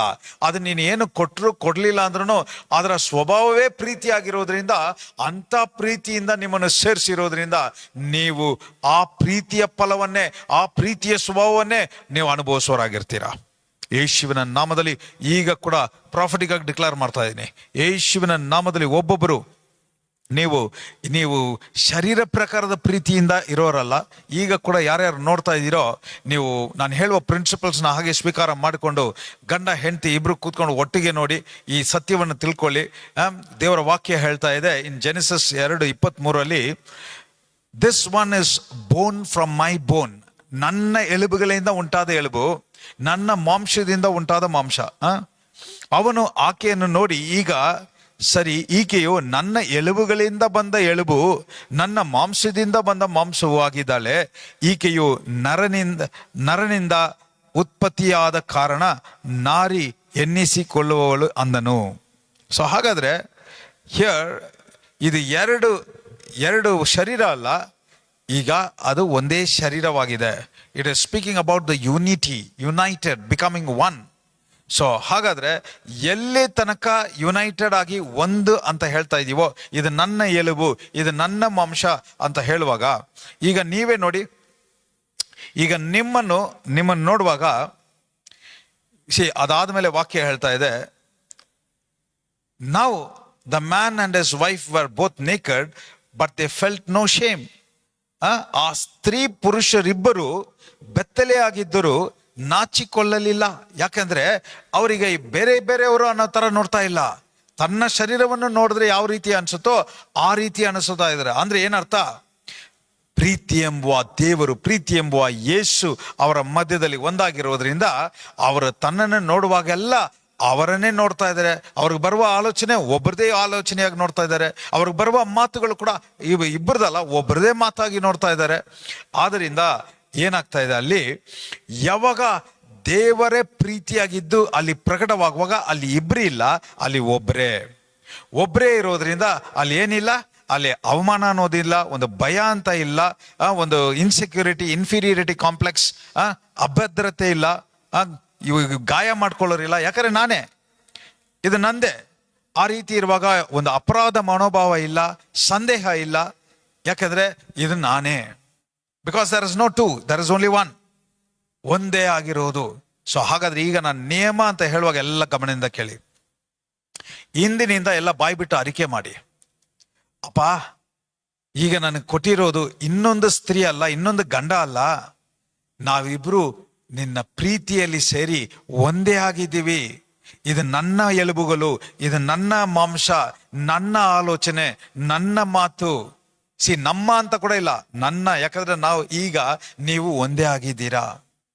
ಯೇಸುವಿನ ನಾಮದಲ್ಲಿ ಈ ರೆವಲೇಷನ್, ಈ ಪ್ರಕಟಣೆ ಒಬ್ಬೊಬ್ಬರಿಗೂ ಉಂಟಾಗ್ಲಿ ಅಂತ ಯೇಸುವಿನ ನಾಮದಲ್ಲಿ ಡಿಕ್ಲೇರ್ ಮಾಡ್ತಾ ಇದೆ. ನೀವು ನಾನು ಅನ್ನುವ, ನನ್ನದು ನಾನು ಅಂತ ಹೇಳುವ ಒಂಟಿ, you are becoming one. That oneness ಅದನ್ನ ಪ್ರಕಟಿಸುವಾಗ ಈಗ ಆ ರೀತಿ ಇರುವಾಗ ಏನಾಗಿದೆ, ಈಗ ನೀವು ನೀವು ಒಬ್ಬರೇ ಇರುವಾಗ ನೀವು ಮುಚ್ಚಿಡೋ ಅವಶ್ಯಕತೆ ಇಲ್ಲ, ಅಲ್ಲಿ ತಪ್ಪರ್ಥ ಮಾಡ್ಕೊಳ್ಳೋಕೆ ಏನೂ ಇಲ್ಲ, ಇಲ್ಲ ಒಂದು ಭಯ ಉಂಟಾಗುವ ಕಾರ್ಯ ಇಲ್ಲ, ಇಲ್ಲ ಸಂದೇಹ ಪಡುವ ಒಂದು ಕಾರ್ಯ ಇಲ್ಲ. ಯಾಕಂದ್ರೆ ಈಗ ಇಬ್ಬರಿಗೂ ಇರುವುದು ಒಂದೇ ಅಂಡರ್ಸ್ಟ್ಯಾಂಡಿಂಗ್, ಒಂದೇ ಆಲೋಚನೆ. ಸೊ ಹಾಗಾದ್ರೆ ಯಾವಾಗ ಪ್ರೀತಿ ಎಂಬುವ ದೇವರ ಮೂಲಕ ಇಬ್ರು ಸೇರಿ ಒಂದಾಗ್ಬಿಟ್ಟಿದಾರೋ, ಈಗ ಅವರಿಬ್ರು ಒಂದೇ ಆತ್ಮ, ಒಂದೇ ಪ್ರಾಣ, ಒಂದೇ ಶರೀರ. ಒನ್ ಸ್ಪಿರಿಟ್, ಒನ್ ಸೋಲ್, ಒನ್ ಬಾಡಿ. ಹಾಗಾದ್ರೆ ಏನರ್ಥ? ದೇವರ ಪ್ರೀತಿಯಿಂದ ಉಂಟಾಗಿರುವ ಆ ಸ್ಪಿರಿಟ್ ದೇವರ ಜೊತೆ ಕನೆಕ್ಷನ್ ಅಲ್ಲಿ ಇದ್ದು, ಈಗ ಇಬ್ಬರ ಆತ್ಮವು ಅದೇ ಆತ್ಮದ ಇನ್ಫ್ಲೂಯೆನ್ಸ್ ಅಲ್ಲಿ ಇರೋದ್ರಿಂದ ಅವರ ಎಮೋಷನ್ಸ್, ಅವರ ಭಾವನೆಗಳು, ಪ್ರೀತಿಯ ಕಾರ್ಯಗಳನ್ನ ಪ್ರಕಟಿಸುವುದು ಕೂಡ ದೇವರ ಪ್ರೀತಿಯ ಪ್ರೇರೇಪಣೆಯಿಂದಾನೇ ತೋರಿಸ್ತಾ ಇದ್ದಾರೆ. ದೇವರ ಪ್ರೀತಿಯಿಂದ ಆ ಭಾವನೆಗಳನ್ನ ಪ್ರಕಟಿಸ್ತಾ ಇರೋದ್ರಿಂದ ಅವರ ಶರೀರ ಕೂಡ ಅದನ್ನೇ ಪ್ರಕಟಿಸ್ತಾ ಇದೆ. ಹೇಗಂದ್ರೆ ಹೇಳಿದ್ರೆ, ಇವನ ಬಲಗಾಲನೆ ಎತ್ತಿಟ್ರೆ ಅವಳು ಬಲಗಾಲನೆ ಎತ್ತಿಡ್ತಾಳೆ. ಯಾಕಂದ್ರೆ ಇದು ಎರಡಲ್ಲ, ಇದು ಒಂದೇ ಆಗಿದೆ. ಲೆಫ್ಟ್ ಸೈಡ್ ಹೋಗೋಣ ಅಂದ್ರೆ ಇಬ್ರು ಲೆಫ್ಟ್ ಸೈಡ್ ಹೋಗೋಣ ಅಂತಾನೆ ಆಲೋಚನೆ ಬರುತ್ತೆ. ರೈಟ್ ಸೈಡ್ ಹೋಗೋಣ ಅಂದ್ರೆ ಇಬ್ರಿಗೂ ರೈಟ್ ಸೈಡ್ ಅಲ್ಲಿ ಹೋಗೋಣನೇ ಆಲೋಚನೆ ಬರುತ್ತೆ. ಯಾಕಂದ್ರೆ ಅವ್ರು ಇಬ್ರಲ್ಲ, ಒಬ್ಬರೇ ಆಗಿದ್ದಾರೆ. ಯೇಸುವಿನ ನಾಮದಲ್ಲಿ ಈಗ ಕೂಡ ಎಲ್ಲಿಯ ತನಕ ಪ್ರೀತಿ ಎಂಬುವ ದೇವರಲ್ಲಿ ಗಂಡ ಹೆಂಡತಿ ಸೇರಿದಾರೋ ಅಲ್ಲಿ ದೇವರ ಪ್ರೀತಿ ನ್ಯಾಚುರಲ್ ಆಗಿ ಕಷ್ಟ ಪಡದೆ, ಯಾವ ಪ್ರಯತ್ನ ಇಲ್ಲದೆ ಹಾಗೆ ಹರಿತಾ ಇರುತ್ತೆ. ಆದ್ರೆ ಎಲ್ಲಿ ಪಾಪದ ನಿಮಿತ್ತವಾಗಿ ಬಿದೋಗಿರುವ ಸ್ವಭಾವ ಏನ್ ಮಾಡುತ್ತೆ, ಅವರಿಬ್ರು ಪ್ರೀತಿ ಎಂಬುವ ದೇವರ ಮಧ್ಯದಲ್ಲಿ ಇಲ್ಲದೆ ಇರೋದ್ರಿಂದ ಆ ಪ್ರೀತಿಯಲ್ಲಿ ಇರೋದಕ್ಕೋಸ್ಕರ ಹೋರಾಡ್ತಾ ಇದ್ದಾರೆ, ಪ್ರೀತಿಯಲ್ಲಿ ನಡಿಲಕ್ಕೋಸ್ಕರ ಪ್ರಯತ್ನ ಪಡ್ತಾ ಇದ್ದಾರೆ, ಪ್ರೀತಿ ಎಂಬುವ ಫಲವನ್ನು ಅನುಭವಿಸೋಕೆ ಏನೆಲ್ಲ ಮಾಡೋಕ್ಕಾಗುತ್ತೋ ಅವ್ರು ಕಷ್ಟಪಟ್ಟು ಮಾಡ್ತಾ ಇದ್ದಾರೆ. ಆದ್ರೆ ಇದು ನಾವು ಪರ್ಫಾರ್ಮೆನ್ಸ್ ಮಾಡಿ ಏನೋ ಕಷ್ಟಪಟ್ಟು ನಾವು ಪ್ರೂವ್ ಮಾಡಿ ಆ ಪ್ರೀತಿಯನ್ನು ಉತ್ಪತ್ತಿ ಮಾಡೋದಲ್ಲ. ಪ್ರೀತಿ ಅನ್ನೋದೇ ದೇವರು, ಪ್ರೀತಿ ಅನ್ನೋದೇ ಯೇಸು. ಆತನು ಒಳಗಡೆ ಇರುವಾಗ ಆ ಪ್ರೀತಿಯ ಫಲವಾಗಿ ನಾವು ಒಂದಾಗಿದ್ದೀವಿ, ಅನ್ಯೋನ್ಯತೆಯಲ್ಲಿದ್ದೀವಿ, ಐಕ್ಯತೆಯಲ್ಲಿದ್ದೀವಿ ಅಂತ ಅರ್ಥ. ಯೇಸುವಿನ ನಾಮದಲ್ಲಿ ಈಗ ಕೂಡ ಒಂದು ಕಾರ್ಯವನ್ನು ಈಗ ಒಂದು 4 ಪಾಯಿಂಟ್ ಹೇಳಿ ನಾನು ಈಗ ಮುಗಿಸ್ತೀನಿ. ಸೊ ಹಾಗಾದ್ರೆ ಏನರ್ಥ? ವಿ ನೀಡ್ ಟು ಅಂಡರ್ಸ್ಟ್ಯಾಂಡ್ ಯಾರ್ಯಾರೆಲ್ಲ ಸಮಸ್ಯೆ ಇದೆ ಇವತ್ತು. ನಮ್ಮ marriage relationship is rooted in love, and that love is Jesus himself. ಎಲ್ಲ ಗಂಡ ಹೆಂಡತಿ ಇದನ್ನ ಹಾಗೆ ಹೇಳ್ಕೊಳ್ಳಿ. ನಮ್ಮ ಮದುವೆ, ನಮ್ಮ ಸಂಬಂಧ, ನಮ್ಮ ರಿಲೇಶನ್ಶಿಪ್ ಬೇರೆ ಇರೋದೇ ಪ್ರೀತಿಯಲ್ಲಿ. ಅದು ಈ ಲೋಕದ ಪ್ರೀತಿ ಅಲ್ಲ, ಇದು ಪ್ರೀತಿಯಾಗಿರುವ ಯೇಸು ಕ್ರಿಸ್ತನಿಂದ. ಪ್ರೀತಿ ಎಂಬುವ ಯೇಸು ಕ್ರಿಸ್ತನಿಂದ ನಾವು ಒಂದಾಗಿರುವಾಗ, ನಾವು ಬಕೆಟ್ ಸೈಜಲ್ಲಿ ಇರುವ ಈ ಶರೀರ ಪ್ರಕಾರದ ಲೋಕದಿಂದ ಉಂಟಾದ ಒಂದು ಖುಷಿಯಾಗುವ, ಒಂದು ಆನಂದ ಪಡಿಸುವ, ಟೆಂಪ್ರರಿ ಆಗಿ ಖುಷಿ ಪಡಿಸುವ ಅಂಥ ಕಾರ್ಯದಿಂದ ನಾವು ಪ್ರೀತಿ ನಮ್ಮನ್ನು ಸೇರಿಸಿಲ್ಲ. ನಿರಂತರವಾಗಿ ನಿತ್ಯವಾಗಿ ಅಳಿದು ಹೋಗದೆ ಒಂದು ನಿಬಂಧನೆ ಇಲ್ಲದೆ ಇರುವ ಪ್ರೀತಿ ಎಂಬುವ ಯೇಸುವಿನ ಮೂಲಕ ನಾವು ಒಂದಾಗಿರುವುದರಿಂದ ನಮ್ಮ ಯೋಚನೆ, ನಮ್ಮ ಮಾತು, ನಮ್ಮ ನಡವಳಿಕೆ, ನಾವು ಮಾಡುವ ಕಾರ್ಯಗಳು ಎಲ್ಲ ಆತನ ಪ್ರೇರೇಪಣೆಯಿಂದ ಇರುವುದರಿಂದ ನಾವು ಒಂದಾಗೇ ಅನುಭವಿಸ್ತಾ ಇದ್ದೀವಿ.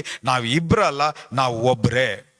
ಇದನ್ನ ಬಾಯ್ಬಿಟ್ಟು ಹೇಳಿ, ಯೇಸುವಿನ ನಾಮದಲ್ಲಿ ಇಂದಿನಿಂದ ನಿಮ್ಮ ಮನೆಯಲ್ಲಿ ಜಗಳ ಬರೋದಿಲ್ಲ, ಮಿಸ್ಅಂಡರ್ಸ್ಟ್ಯಾಂಡಿಂಗ್ ಬರಲ್ಲ, ಮಿಸ್ಇಂಟರ್ಪ್ರಿಟೇಷನ್ ಬರಲ್ಲ. ಒಂದು ಅನ್ಕೊಂಡು ಹೇಳೋದು, ಇವ್ರು ಹೇಳಿರೋದೇ ಒಂದು, ಅಲ್ಲಿ ಅರ್ಥ ಮಾಡ್ಕೊಳ್ಳೋದು ಇನ್ನೊಂದು ರೀತಿ. ಇಂಥ ಕಾರ್ಯಗಳು ಇರುವುದಿಲ್ಲ ಅಂತ ಯೇಸುವಿನ ನಾಮದಲ್ಲಿ ಈಗ ಪ್ರಾಫಿಟಿಕ್ ಆಗಿ ಡಿಕ್ಲೇರ್ ಮಾಡ್ತಾ ಇದ್ದೀನಿ. ಸೊ ಹಾಗಾದ್ರೆ ರೋಮನ್ಸ್ 5:5 ಇದಕ್ಕೆ ಈ ರೀತಿಯಾಗಿ ಹೇಳ್ತಾ ಇದೆ. ರೋಮಾಪುರದವರಿಗೆ 5:5, ಈ ನಿರೀಕ್ಷೆಯು ನಮ್ಮ ಆಶೆಯನ್ನು ಭಂಗಪಡಿಸುವುದಿಲ್ಲ, ನಮಗೆ ಕೊಟ್ಟಿರುವ ಪವಿತ್ರಾತ್ಮನ ಮೂಲಕವಾಗಿ ದೇವರ ಪ್ರೀತಿ ರಸವು ನಮ್ಮ ಹೃದಯಗಳಲ್ಲಿ ಧಾರಾಳವಾಗಿ ಸುರಿದಿದೆ ಅಲ್ಲ. ಸೊ ಹಾಗಾದ್ರೆ ಎಲ್ಲಿ ತನಕ ನೀವು ದೇವರ ಪ್ರೀತಿಯಲ್ಲಿ ಇದ್ದೀರೋ, ಪ್ರೀತಿ ಎಂಬುವ ದೇವರ ಜೊತೆ ಸೇರಿರುವಾಗ ನೀವು ಒಬ್ರೆ, ಯು ಆರ್ ಒನ್. ನೀವು ಒಬ್ರು ಇರುವಾಗ you are in God consciousness. ನೀವು ಯಾವಾಗಲೂ ದೇವರ ಪ್ರಜ್ಞೆಯಲ್ಲಿ ಇರ್ತೀರಾ. 4 ಪಾಯಿಂಟ್ ಹೇಳ್ತೀನಿ. 1, ದೇವರ ಪ್ರಜ್ಞೆಯಲ್ಲಿ ಇರ್ತೀರಾ. 2ನೇದು, ನೀವು ತಿಳುವಳಿಕೆ ಇಲ್ಲದೆ, ಅಂದ್ರೆ ಒಂದು ಇವರಿದ್ದಾರೆ ಅದರಿಂದ ನಾನು ಹುಷಾರಾಗಿರ್ಬೇಕು ಅನ್ನುವ ಭಾವನೆಯಲ್ಲಿ ಇರಲ್ಲ, ಯಾಕಂದ್ರೆ ನೀವು ಒಬ್ಬರಾಗೇ ಇದ್ದೀರಾ. ಸೊ ಆದ್ರಿಂದ ನಿಮಗೆ ನೀವು ಮಾಡುವುದೆಲ್ಲ ಆತನ ಪ್ರೀತಿಯ ಪ್ರೇರೇಪಣೆಯಿಂದ ಇರೋದ್ರಿಂದ ಸರಿಯಾಗೇ ಇರುತ್ತೆ. So first point I said, ದೇವರ ಪ್ರಜ್ಞೆ ಉಳ್ಳವರಾಗಿ ಇರ್ತೀರಾ, ಯಾಕಂದ್ರೆ ನೀವು ದೇವರ ಪ್ರೀತಿಯಿಂದ ಸೇರಿ ಒಂದಾಗಿದ್ದೀರಾ, ಒಬ್ಬರೇ ಆಗಿದ್ದೀರಾ. ಒಬ್ಬರೇ ಆಗಿರುವಾಗ ನಿಮ್ಮ ಆಲೋಚನೆ ಕೂಡ ಒಬ್ಬರದೇ, ಒಂದೇ ಆಲೋಚನೆ ಆಗಿರುವಾಗ ಅನ್ಯೂನತೆಯಲ್ಲಿ ಇದ್ದೀರಾ. ಅಂದ್ರೆ ಬೇರ್ಪಡಿಸುವಿಕೆ, ಸೆಪರೇಷನ್ ಇಲ್ಲ, ಡಿಫರೆನ್ಸಸ್, ಮಿಸ್ಇಂಟರ್ಪ್ರಿಟೇಷನ್ ಇದು ಉಂಟಾಗುವುದಿಲ್ಲ. ಅಂದ್ರೆ ಹೊಂದಾಣಿಕೆ, ಅನ್ಯೂನತೆ ಇರೋದು. 4ನೇದು, ನಿಮಗೆ ಆತ್ಮದ ಜೀವ ನಿಮ್ಮ ಸಂಬಂಧವನ್ನು ನಡೆಸುವುದು. The spirit life will lead you. So first ಮತ್ತೆ ಹೇಳ್ತೀನಿ ಇಂಗ್ಲೀಷಲ್ಲಿ. ನೀವು ಯಾವಾಗ ಪ್ರೀತಿ ಎಂಬುವ ದೇವರಲ್ಲಿ ಸೇರಿ ಒಂದಾಗಿದ್ದೀರೋ, you will be in God consciousness. You are ನಿಮ್ಮ ಇನ್ನೋಸೆನ್ಸ್ ಅಂತ ಹೇಳಿದ್ರೆ, ನಿಮಗೆ ಬೇರೆ ಒಂದು ಹುಷಾರಾಗಿರ್ಬೇಕು ಅನ್ನುವ, ಗಮನ ಇಟ್ಟು ಮಾಡಬೇಕು ಅನ್ನುವ ರೀತಿ ಇರೋದಿಲ್ಲ, ಯಾಕಂದ್ರೆ ನೀವು ಒಂದೇ ಆಗಿದ್ದೀರಾ. 3ನೇದು, ಅನ್ಯೂನತೆಯಲ್ಲಿ ಇರ್ತೀರಾ. 4ನೇದು, ಆತ್ಮದ ಜೀವವೇ ನಿಮ್ಮನ್ನು ನಡೆಸುವ ರೀತಿಯಲ್ಲಿ ಇರುತ್ತೆ. ಸೊ ಆ ರೀತಿಯಾಗಿರುವಾಗ ನಿಮಗೆ ನೀವು ಮಾಡುವ ಕಾರ್ಯಗಳು, ನೀವು ಅನುಭವಿಸುವ ಕಾರ್ಯಗಳು ಎಲ್ಲವೂ ಆ ಪ್ರೀತಿ ಎಂಬುವ ದೇವರ ಪ್ರೇರೇಪಣೆಯಲ್ಲಿ ಇರೋದ್ರಿಂದ ನೀವು ಅನುಭವಿಸೋದೆಲ್ಲ ಕ್ರಮವಾಗಿರುತ್ತೆ, ಆರೋಗ್ಯವಾಗಿರುತ್ತೆ, ಆಶೀರ್ವಾದವಾಗಿರುತ್ತೆ, ಜಯವಾಗಿರುತ್ತೆ. ಆದರೆ ಅಂಥ ಕುಟುಂಬದಲ್ಲಿ ಎಲ್ಲಿ ಪ್ರೀತಿಯ ಸ್ವಭಾವ ಪ್ರಕಟವಾಗ್ತಾ ಇದೆಯೋ ಆ ಕುಟುಂಬದಲ್ಲಿ ಯಾವಾಗಲೂ ಸಮಾಧಾನ, ಸಂತೋಷ, ಶಾಂತಿ, ಪ್ರೀತಿ, ಆರೋಗ್ಯ, ಐಶ್ವರ್ಯ ತುಂಬಿ ತುಳುಕುವುದು. ಯಾವಾಗ ಶೈತಾನಿಗಾದ್ರೆ ಗೊತ್ತು ಇದು, ಶೈತಾನಿಗೆ ಯಾವಾಗ ನಿಮ್ಮ ಈ ಸಂಬಂಧವನ್ನು ಒಂದು ಕೆಡಿಸ್ಬಿಟ್ರೆ ಸಾಕು, ದೇವರ ಪ್ರೀತಿ ಅಗಲಿ ಹೋದ್ರೆ ಈ 4 ಕಾರ್ಯಗಳು ಡ್ಯಾಮೇಜ್ ಆಗುತ್ತೆ. ಏನಾಗುತ್ತೆ ಅಂತ ಫಸ್ಟ್ ಹೇಳ್ತೀನಿ ನೋಡಿ. ಯಾವ ಪ್ರಜ್ಞೆ ದೇವರ ಪ್ರಜ್ಞೆಯಲ್ಲಿತ್ತೋ ಈಗ ಅದು ಬಂದ್ಬಿಟ್ಟು ಸ್ವಯಂ ಪ್ರಜ್ಞೆ ಆಗ್ಬಿಡುತ್ತೆ. ಸ್ವಾರ್ಥಕವಾಗಿ ನಾನು, ಇದುವರೆಗೂ ಇಬ್ರು ಸೇರಿ ನಾವು ಒಂದಂತ ಹೇಳಿದ್ವಿ, ಈಗ ಆ ಪಾಪದ ನಿಮಿತ್ತವಾಗಿ ಸೆಪರೇಟ್ ಆದ ಕಾನ್ಶಿಯಸ್ ಏನ್ ಮಾಡುತ್ತೆ, ನಾನ್ ಬೇರೆ ನೀನ್ ಬೇರೆ ಅನ್ನುತ್ತೆ.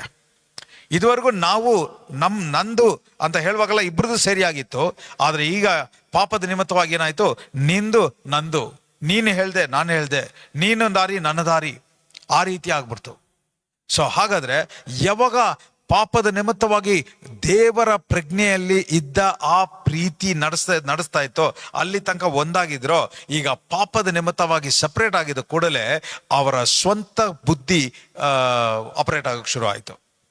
ಸೊ ಹಾಗಾದ್ರೆ the self conscious, God conscious ಆಗಿದ್ದವರು ಸೆಲ್ಫ್ ಕಾನ್ಶಿಯಸ್ ಆಗ್ಬಿಟ್ರು. ದೇವರ ಪ್ರಜ್ಞೆಯಲ್ಲಿ ಇದ್ದವರು ಈಗ ಸ್ವಯಂ ಪ್ರಜ್ಞೆ ಉಳ್ಳವರಾಗ್ಬಿಟ್ರು.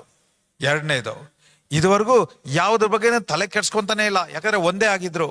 ಆದ್ರೆ ಈಗ ಅಯ್ಯೋ ನಾನು ಮಾಡುವ ಕಾರ್ಯ ನನಗೇನೋ ಅವಮಾನ ಆಗ್ಬಿಡುತ್ತಾ, ನಾನೇನೋ ತಪ್ಪಾಗ್ಬಿಡುತ್ತಾ, ಇವ್ರೇನು ಅನ್ಕೊಂತಾರೆ, ಅವ್ರೇನು ಅನ್ಕೊಂತಾರೆ, ಇಲ್ಲ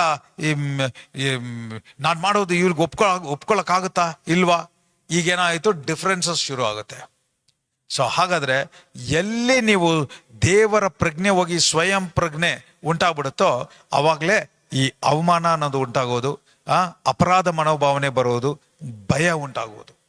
ಸೊ ಹಾಗಾದ್ರೆ ಏನರ್ಥ, ನಿಮಗೆ ಎಲ್ಲಿವರೆಗೂ ನೀವು ದೇವರ ಕಾನ್ಷಿಯಸ್ನೆಸ್ ಅಲ್ಲಿ ಇರ್ತೀರೋ ಅಲ್ಲಿವರೆಗೂ ನೀವು ಒಬ್ಬರೇ ಇದ್ದೀರಾ ಎಂಬುವ ಭಾವನೆಯಲ್ಲೇ ಇಬ್ರು ಐಕ್ಯತೆಯಿಂದ ಇರ್ತೀರಾ. ಆದರೆ ಯಾವಾಗ ಪಾಪದ ನಿಮಿತ್ತವಾಗಿ ಈಗ ದೇವರ ಪ್ರಜ್ಞೆ ಅನ್ನೋದು ಸ್ವಯಂ ಪ್ರಜ್ಞೆ ಆಗ್ಬಿಟ್ರೆ ಅಲ್ಲಿ ಒಂದೇ ಆಲೋಚನೆ ಅಲ್ಲ, ಇಬ್ರು ಬೇರೆ ಬೇರೆ ಆಗಿ, ಇಬ್ರದ್ದು ಬೇರೆ ಆಲೋಚನೆ, ಬೇರೆ ಉದ್ದೇಶ, ಬೇರೆ ಆಸೆಗಳು, ಬೇರೆ ಡೈರೆಕ್ಷನ್, ಈ ರೀತಿ ಉಂಟಾಗುವಾಗಲೇ ಕಾನ್ಫ್ಲಿಕ್ಟ್ ಉಂಟಾಗೋದು. ಸೊ ಈಗ ಯೇಸುವಿನ ನಾಮದಲ್ಲಿ ಈಗ ಇದರ ಪರಿಣಾಮವೇ ಜೆನಿಸಿಸ್ 3:10 ಅವನು ಯಾವ ರೀತಿ ಹೇಳ್ತಾ ಇದ್ದಾನೆ ನೋಡಿ, ನೀನು ಎಲ್ಲಿರುತ್ತಿ ಎಂದು ಕೂಗಿ ಕೇಳಲು ಅವನು, ನೀನು ತೋಟದಲ್ಲಿ ಸಂಚರಿಸುವ ಸಪ್ಪಳವನ್ನು ನಾನು ಕೇಳಿ ಬೆತ್ತಲೆ ಆಗಿದ್ದನಲ್ಲ ಎಂದು ಹೆದರಿ. ಭಯನೇ ಎಲ್ಲಿ ಉಂಟಾಯಿತು? ಸಪರೇಷನ್ ಅಲ್ಲಿ. ಯಾವಾಗ ಪ್ರೀತಿ ಎಂಬ ದೇವರ ಅಗಲಿ ಹೋದ ಕೂಡಲೇ ಅವನ ಎಕ್ಸ್ಪೀರಿಯನ್ಸ್ ಆದದ್ದು ಫಸ್ಟ್ ಅವನು ಬೆತ್ತಲೆ ಆಗಿದ್ದಾನೆ ಅಂತ ಹೇಳಿ ಅವನು ಹೆದರಿ ಅಡಗಿಕೊಂಡನು ಅಂದನು. ಸೊ ಹಾಗಾದ್ರೆ this is what is actually healed now in Jesus Christ. Yesu ಕ್ರಿಸ್ತನು ಬಂದು ಆತನು ಜಜ್ಜಲ್ಪಟ್ಟು ರಕ್ತ ಸುರಿದು ಮರಣವನ್ನು ಹೊಂದಿ ಪುನರುತ್ಥಾನದ ಮೂಲಕ ಏನ್ ಮಾಡಿದ್ದಾರೆ ಅಂತ ಹೇಳಿದ್ರೆ, ಯಾವ ದೇವರ ಪ್ರಜ್ಞೆ ಕಳ್ಕೊಂಡು ಸ್ವಯಂ ಪ್ರಜ್ಞೆ ಉಳ್ಳವಾಗಿದ್ನೋ ಆ ಸ್ವಯಂ ಪ್ರಜ್ಞೆ ಅನ್ನೋದೇ ಮಾಂಸ, the flush, the nature of flush. ಆ ಮಾಂಸದ ಸ್ವಭಾವವನ್ನು ನಿರ್ಮೂಲ ಮಾಡಿ ಅವನನ್ನು ಯೇಸು ಈಗ ರೋಮನ್ಸ್ 8:6 ಅದಕ್ಕೆ ಈ ತರ ಹೇಳ್ತಾ ಇದೆ ವಾಕ್ಯ, letting the spirit control your mind leads to life and peace. ಯಾವ ಮನಸ್ಸು ಆತ್ಮದ ಪ್ರೇರೇಪಣೆಯಿಂದ ನಡೆಸಲ್ಪಡುತ್ತೋ ಆ ಮನಸ್ಸು ಜೀವವು ಸಮಾಧಾನವೂ ಉಂಟಾಗುವುದಂತೆ. ಸೊ ಹಾಗಾದ್ರೆ ಯೇಸುವಿನ ಪುನರುತ್ಥಾನದ ಮೂಲಕ ನಾವು ಹೊಂದಿಕೊಂಡವರು ಏನಂದ್ರೆ, ಈ ಸ್ವಯಂ ಪ್ರಜ್ಞೆ ಅನ್ನೋದನ್ನ ಸಾಯಿಸಿ ದೇವರ ಪ್ರಜ್ಞೆ ಉಳ್ಳವರಾಗಿ ಮತ್ತೆ ಜೀವವು ಸಮಾಧಾನ ಉಂಟಾಗುವ ರೀತಿಯಲ್ಲಿ ನಾವು ಹೊಂದಿಕೊಂಡಿದ್ದೀವಿ. ಸೊ ಆದ್ರಿಂದ ಎಲ್ಲ ಬಾಯ್ಬಿಟ್ಟು ಇದನ್ನ ಹೇಳಿ, ಯೇಸುವಿನ ನಾಮದಲ್ಲಿ ಈಗ ನಾವು ದೇವರ ಪ್ರಜ್ಞೆ, ಯೇಸು ಕ್ರಿಸ್ತನನ್ನು ಸ್ವೀಕಾರ ಮಾಡಿಕೊಂಡಿರೋದ್ರ ಮೂಲಕ ದೇವರ ಪ್ರಜ್ಞೆ ಉಳ್ಳವರಾಗಿದ್ದೀನಿ. ನಾನು ದೇವರ ಪ್ರಜ್ಞೆ ಉಳ್ಳವರಾಗಿರುವಾಗ ಈಗ ಏನಿಲ್ಲ, ಮತ್ತೆ ನನಗೆ ಅವಮಾನ ಇಲ್ಲ. ಯಾಕಂದ್ರೆ ಇಬ್ಬರಾಗಿದ್ದ ನಾವು ಮತ್ತೆ ಒಂದಾಗಿದ್ದೀವಿ, ಯೇಸು ಅನ್ನುವ ಪ್ರೀತಿಯಲ್ಲಿ ಸೇರಿ ಒಂದಾಗಿದ್ದೀವಿ. ಒಂದಾಗಿರುವಾಗ ಅಲ್ಲಿ ಮತ್ತೆ ಇಬ್ರು ಅಲ್ಲ, ನೀನು ನಾನು ಅಲ್ಲ, ಎಲ್ಲ ನಾನೇ ಅಂತ ಹೇಳುವಾಗ ನನ್ನ ಎಲುಬು, ನನ್ನ ಮಾಂಸ ಅಂತ ಆ ರೀತಿ ನೋಡುವಾಗ ಈಗ ಅಲ್ಲಿ ಕನ್ಫ್ಯೂಷನ್ ಇಲ್ಲ, ಅವಮಾನ ಇಲ್ಲ, ಭಯ ಇಲ್ಲ, ಕಂಪ್ಲೇಂಟ್ ಮಾಡೋದಲ್ಲ, ಅಪರಾಧ ಮಾಡುವ ಕಾರ್ಯ ಇರುವುದಿಲ್ಲ ಅಂತ ಯೇಸುವಿನ ನಾಮದಲ್ಲಿ ಡಿಕ್ಲೇರ್ ಮಾಡ್ತಾ ಇದ್ದೀನಿ. ಶರೀರ ಭಾವದವುಗಳ ಮೇಲೆ ಮನಸ್ಸಿಡುವುದು ಮರಣ, ಪವಿತ್ರಾತ್ಮನವುಗಳ ಮೇಲೆ ಮನಸ್ಸಿಡುವುದು ಜೀವವು ಮನಃಶಾಂತಿಯೂ ಆಗಿದೆ. ಯೇಸುವಿನ ನಾಮದಲ್ಲಿ ಅದರಂತೆ ನೀವು ನಿಮ್ಮ ಜೀವಿತದಲ್ಲಿ ಜೀವವು ಮನಃಶಾಂತಿಯನ್ನು ಈಗ ಹೊಂದಿದ್ದೀರಿ ಅಂತ ಯೇಸುವಿನ ನಾಮದಲ್ಲಿ ಡಿಕ್ಲೇರ್ ಮಾಡ್ತಾ ಇದ್ದೀನಿ. Receive it in the mighty name of Jesus. ನೀವು ಇಬ್ಬರಾಗಿದ್ರು, ಈಗ ಯೇಸು ಕ್ರಿಸ್ತನಲ್ಲಿ ಸೇರಿ ಒಂದಾಗಿರೋದ್ರಿಂದ ಈಗ ನೀವು ಒಬ್ಬರೇ, you are one. Actually Paul ಇದನ್ನ ಯಾವುದಕ್ಕೆ ಹೋಲಿಕೆ ಮಾಡ್ತಾ ಇದ್ದಾನೆ ಅಂತ ಹೇಳಿದ್ರೆ, this is a great mystery. It is a illustration of the way of Christ and the church are one. ಯೇಸುವಿನ ನಾಮದಲ್ಲಿ ಈಗ ಕೂಡ ಪ್ರಾಫಿಟಿಕ್ ಆಗಿ ಡಿಕ್ಲೇರ್ ಮಾಡ್ತಾ ಇದ್ದೀನಿ, ದೇವರ ಪ್ರೀತಿಯಿಂದ ನೀವು ಒಂದು ಸೇರಿರೋದ್ರಿಂದ ಇನ್ನು ಮುಂದೆ ನಿಮ್ಮಲ್ಲಿ ಯಾವುದೇ ಒಂದು ಗೊಂದಲ ಇಲ್ಲ, ಯಾವುದೇ ಒಂದು ಕನ್ಫ್ಯೂಷನ್ ಇಲ್ಲ. Every spirit of confusion, misunderstanding, misinterpretation, ನೀವು ಒಂದು ಹೇಳಿ ಅದರ ಅರ್ಥದಲ್ಲಿ ಹೇಳಿಲ್ಲ ಅಂದ್ರೆ ತಪ್ಪರ್ಥ ಮಾಡ್ಕೊಂಡು ಜಗಳ ಮಾಡೋದು, ಆರ್ಗ್ಯುಮೆಂಟು, ಬೇರ್ಪಡಿಸುವುದು, ಸಪರೇಷನ್, ಜಗಳ, ಯೇಸುವಿನ ನಾಮದಲ್ಲಿ ಅಂತ ಆತ್ಮಗಳು ಇವತ್ತು ನಿರ್ಮೂಲ ಆಗಿದೆ. ಯಾಕಂದ್ರೆ ನೀವು ಪ್ರೀತಿ ಎಂಬುವ ಯೇಸುವಲ್ಲಿ ಸೇರಿ ಈಗ ಒಂದಾಗಿದ್ದೀರಾ, ಒಬ್ಬರೇ ಆಗಿದ್ದೀರಾ. ಒಬ್ಬರೇ ಆಗಿರೋದ್ರಿಂದ ಇನ್ನು ಮುಂದೆ ಬೇರೆ ಬೇರೆಯವ್ರ ತರ ನೀವು ಟ್ರೀಟ್ ಮಾಡೋಲ್ಲ, ನಿಮ್ಮನ್ನು ನೀವು ಮಾತ್ರನೇ ಎಂಬುವ ರೀತಿಯಲ್ಲೇ ಒಬ್ಬರಿಗೊಬ್ಬರು ನೋಡುವಿರಿ, ಒಬ್ಬರಿಗೊಬ್ಬರು ಮಾತಾಡುವಿರಿ, ಒಬ್ಬರಿಗೊಬ್ಬರಿಗೆ ಬರುವ ಆಲೋಚನೆ ಕೂಡ ಒಂದೇ ಆಗಿರುತ್ತೆ ಅಂತ ಯೇಸುವಿನ ನಾಮದಲ್ಲಿ ಪ್ರಾಫಿಟಿಕ್ ಆಗಿ ಡಿಕ್ಲೇರ್ ಮಾಡ್ತಾ ಇದ್ದೀನಿ. Receive it in the mighty name of Jesus. ಯೇಸುವಿನ ನಾಮದಲ್ಲಿ ಯಾವಾಗ ಯೇಸುವಿನ ಪ್ರೀತಿ ಬರುತ್ತೋ, 1 ಯೋಹಾನ 4:18 ಈ ರೀತಿಯಾಗಿ ಹೇಳ್ತಾ ಇದೆ, ಪ್ರೀತಿಯು ಇರುವಲ್ಲಿ ಹೆದರಿಕೆ ಇಲ್ಲ, ಹೆದರಿಕೆಯು ಯಾತನೆಯನ್ನು ಹೊಂದುತ್ತಾ ಇರುವುದು, ಪೂರ್ಣ ಪ್ರೀತಿಯು ಹೆದರಿಕೆಯನ್ನು ಹೊರಡಿಸಿ ಬಿಡುತ್ತದೆ, ಹೆದರುವವನು ಪ್ರೀತಿಯಲ್ಲಿ ಸಿದ್ಧಿಗೆ ಬಂದವನಲ್ಲ. ಅಂದ್ರೆ ಲಿಟರಲ್ ಆಗಿ ಇಂಗ್ಲಿಷ್ ಅಲ್ಲಿ ಹೇಳ್ತಾ ಇದೆ, ಪರ್ಫೆಕ್ಟ್ ಲವ್ ಕ್ಯಾಸ್ಟತ್ ಫಿಯರ್. ದೇವರ ಪ್ರೀತಿ, ಯೇಸು ಎಂಬ ಪ್ರೀತಿ ಒಳಗಡೆ ಇದ್ರೆ ಅದು ಭಯವನ್ನು ನಿರ್ಮೂಲ ಮಾಡುತ್ತೆ. ಭಯ ಇಲ್ಲದೆ ಇರುವ ಕಡೆ ಪ್ರೀತಿ ಹೆಚ್ಚಾಗಿ ಮ್ಯಾನಿಫೆಸ್ಟ್ ಆಗುತ್ತೆ, ನಂಬಿಕೆ ಹೆಚ್ಚಾಗಿ ಮ್ಯಾನಿಫೆಸ್ಟ್ ಆಗುತ್ತೆ. ಯೇಸುವಿನ ನಾಮದಲ್ಲಿ ಈಗ ಕೂಡ ಪ್ರಾಫಿಟಿಕ್ ಆಗಿ ಡಿಕ್ಲೇರ್ ಮಾಡ್ತಾ ಇದ್ದೀನಿ, ದೇವರ ಪ್ರೀತಿ ಎಲ್ಲಿ ಇದೆಯೋ, ಪ್ರೀತಿ ಎಂಬ ದೇವರಲ್ಲಿ ಬೇರೂರಿದ್ರೆ ಪ್ರೀತಿ ಸುಲಭವಾಗಿ ಹರಿಯುತ್ತೆ. ಆ ಪ್ರೀತಿಯ ಫಲವಾಗಿ ನೀವು ದೇವರ ಪ್ರಜ್ಞೆಯಲ್ಲಿ ಇರ್ತೀರಾ. ದೇವರ ಪ್ರಜ್ಞೆಯಲ್ಲಿ ಇರೋರಿಗೆ ಅವಮಾನ ಇಲ್ಲ, ಗೊಂದಲ ಇಲ್ಲ, ಸಂಶಯ ಇಲ್ಲ, ಈ ಬೇರೆ ಬೇರೆ ರೀತಿಯಲ್ಲಿ ನೋಡೋದಲ್ಲ, ಒಬ್ಬರೇ ಅನ್ನುವ ಭಾವನೆಯಲ್ಲಿ ನೋಡೋರಾಗಿರ್ತೀರಾ. ಆದ್ರೆ ಎಲ್ಲಿ ಸ್ವಯಂ ಪ್ರಜ್ಞೆಯಲ್ಲಿ ಇರ್ತಾರೋ ಅಲ್ಲಿ ಒಬ್ರು ಇಲ್ಲ, ಅಲ್ಲಿ ಇಬ್ರು ತರ, ಇಬ್ರಿಗೂ ಬೇರೆ ಬೇರೆ ಐಡಿಯಾಸ್, ಬೇರೆ ಬೇರೆ ಆಲೋಚನೆಗಳು, ಬೇರೆ ಬೇರೆ ಮಾತುಗಳು ಬರುವಾಗಲೇ ಇಂಥ ಕಾಂಟ್ರಡಿಕ್ಷನ್. ಆದ್ರಿಂದ ಈಗ ಪ್ರಾಫಿಟಿಕ್ ಆಗಿ ಡಿಕ್ಲೇರ್ ಮಾಡ್ತಾ ಇದ್ದೀನಿ, ಯಾವ ರೀತಿ ಸರಿಯಾದ ನೆಲದಲ್ಲಿ ಒಂದು ಗಿಡ ನೆಡಲ್ಪಟ್ರೆ ಅದು ಚೆನ್ನಾಗಿ ಬೆಳೀತಾ ಇರುತ್ತೆ, ಅದೇ ರೀತಿ ಸರಿಯಾಗಿರುವ ಸಾಯಿಲ್, ಮಣ್ಣು ಯಾವುದು ಅಂತ ಹೇಳಿದ್ರೆ ದೇವರ ಪ್ರೀತಿ. ದೇವರ ಪ್ರೀತಿಯಲ್ಲಿ ನಿಮ್ಮ ಮದುವೆ, ನಿಮ್ಮ ರಿಲೇಶನ್ಶಿಪ್, ನಿಮ್ಮ ಸಂಬಂಧ ಬೇರೆಯವರಿದ್ರೆ ಅದು ಸುಲಭವಾಗಿ ಆ ಫಲವನ್ನು, ಆ ದೇವರ ಪ್ರೀತಿಯ ಫಲವನ್ನು ಅವರು ತೃಪ್ತಿಯಾಗಿ ಅನುಭವಿಸೋರಾಗಿರ್ತಾರೆ ಅಂತ ಯೇಸುವಿನ ನಾಮದಲ್ಲಿ ಡಿಕ್ಲೇರ್ ಮಾಡ್ತಾ ಇದ್ದೀನಿ. ನಾವು ಕೂಡ ಇವತ್ತು ದೇವರನ್ನ ಪ್ರೀತಿ ಮಾಡ್ತಾ ಇದ್ದೀವಿ ಅಂತ ಹೇಳಿದ್ರೆ ಆತನ ಮೊದಲು ನಮ್ಮನ್ನು ಪ್ರೀತಿ ಮಾಡ್ದ, ಆದ್ರಿಂದ ನಾವು ಆತನನ್ನು ಪ್ರೀತಿ ಮಾಡ್ತಾ ಇದ್ವಿ. ಯೇಸುವಿನ ನಾಮದಲ್ಲಿ ಈಗ ಕೂಡ ನೀವು ಒಬ್ಬರಿಗೊಬ್ಬರಿಗೂ ಈಗ okay, how to deal with pastor, ನಾನು ಪ್ರೇಯರ್ ಮಾಡ್ತಾ ಇದ್ವಿ, ಈ ಸತ್ಯ ಗೊತ್ತು, ಆದ್ರೂ ನಮ್ಮ ಮನೆಯಲ್ಲಿ ಮಿಸ್ಅಂಡರ್ಸ್ಟ್ಯಾಂಡಿಂಗ್.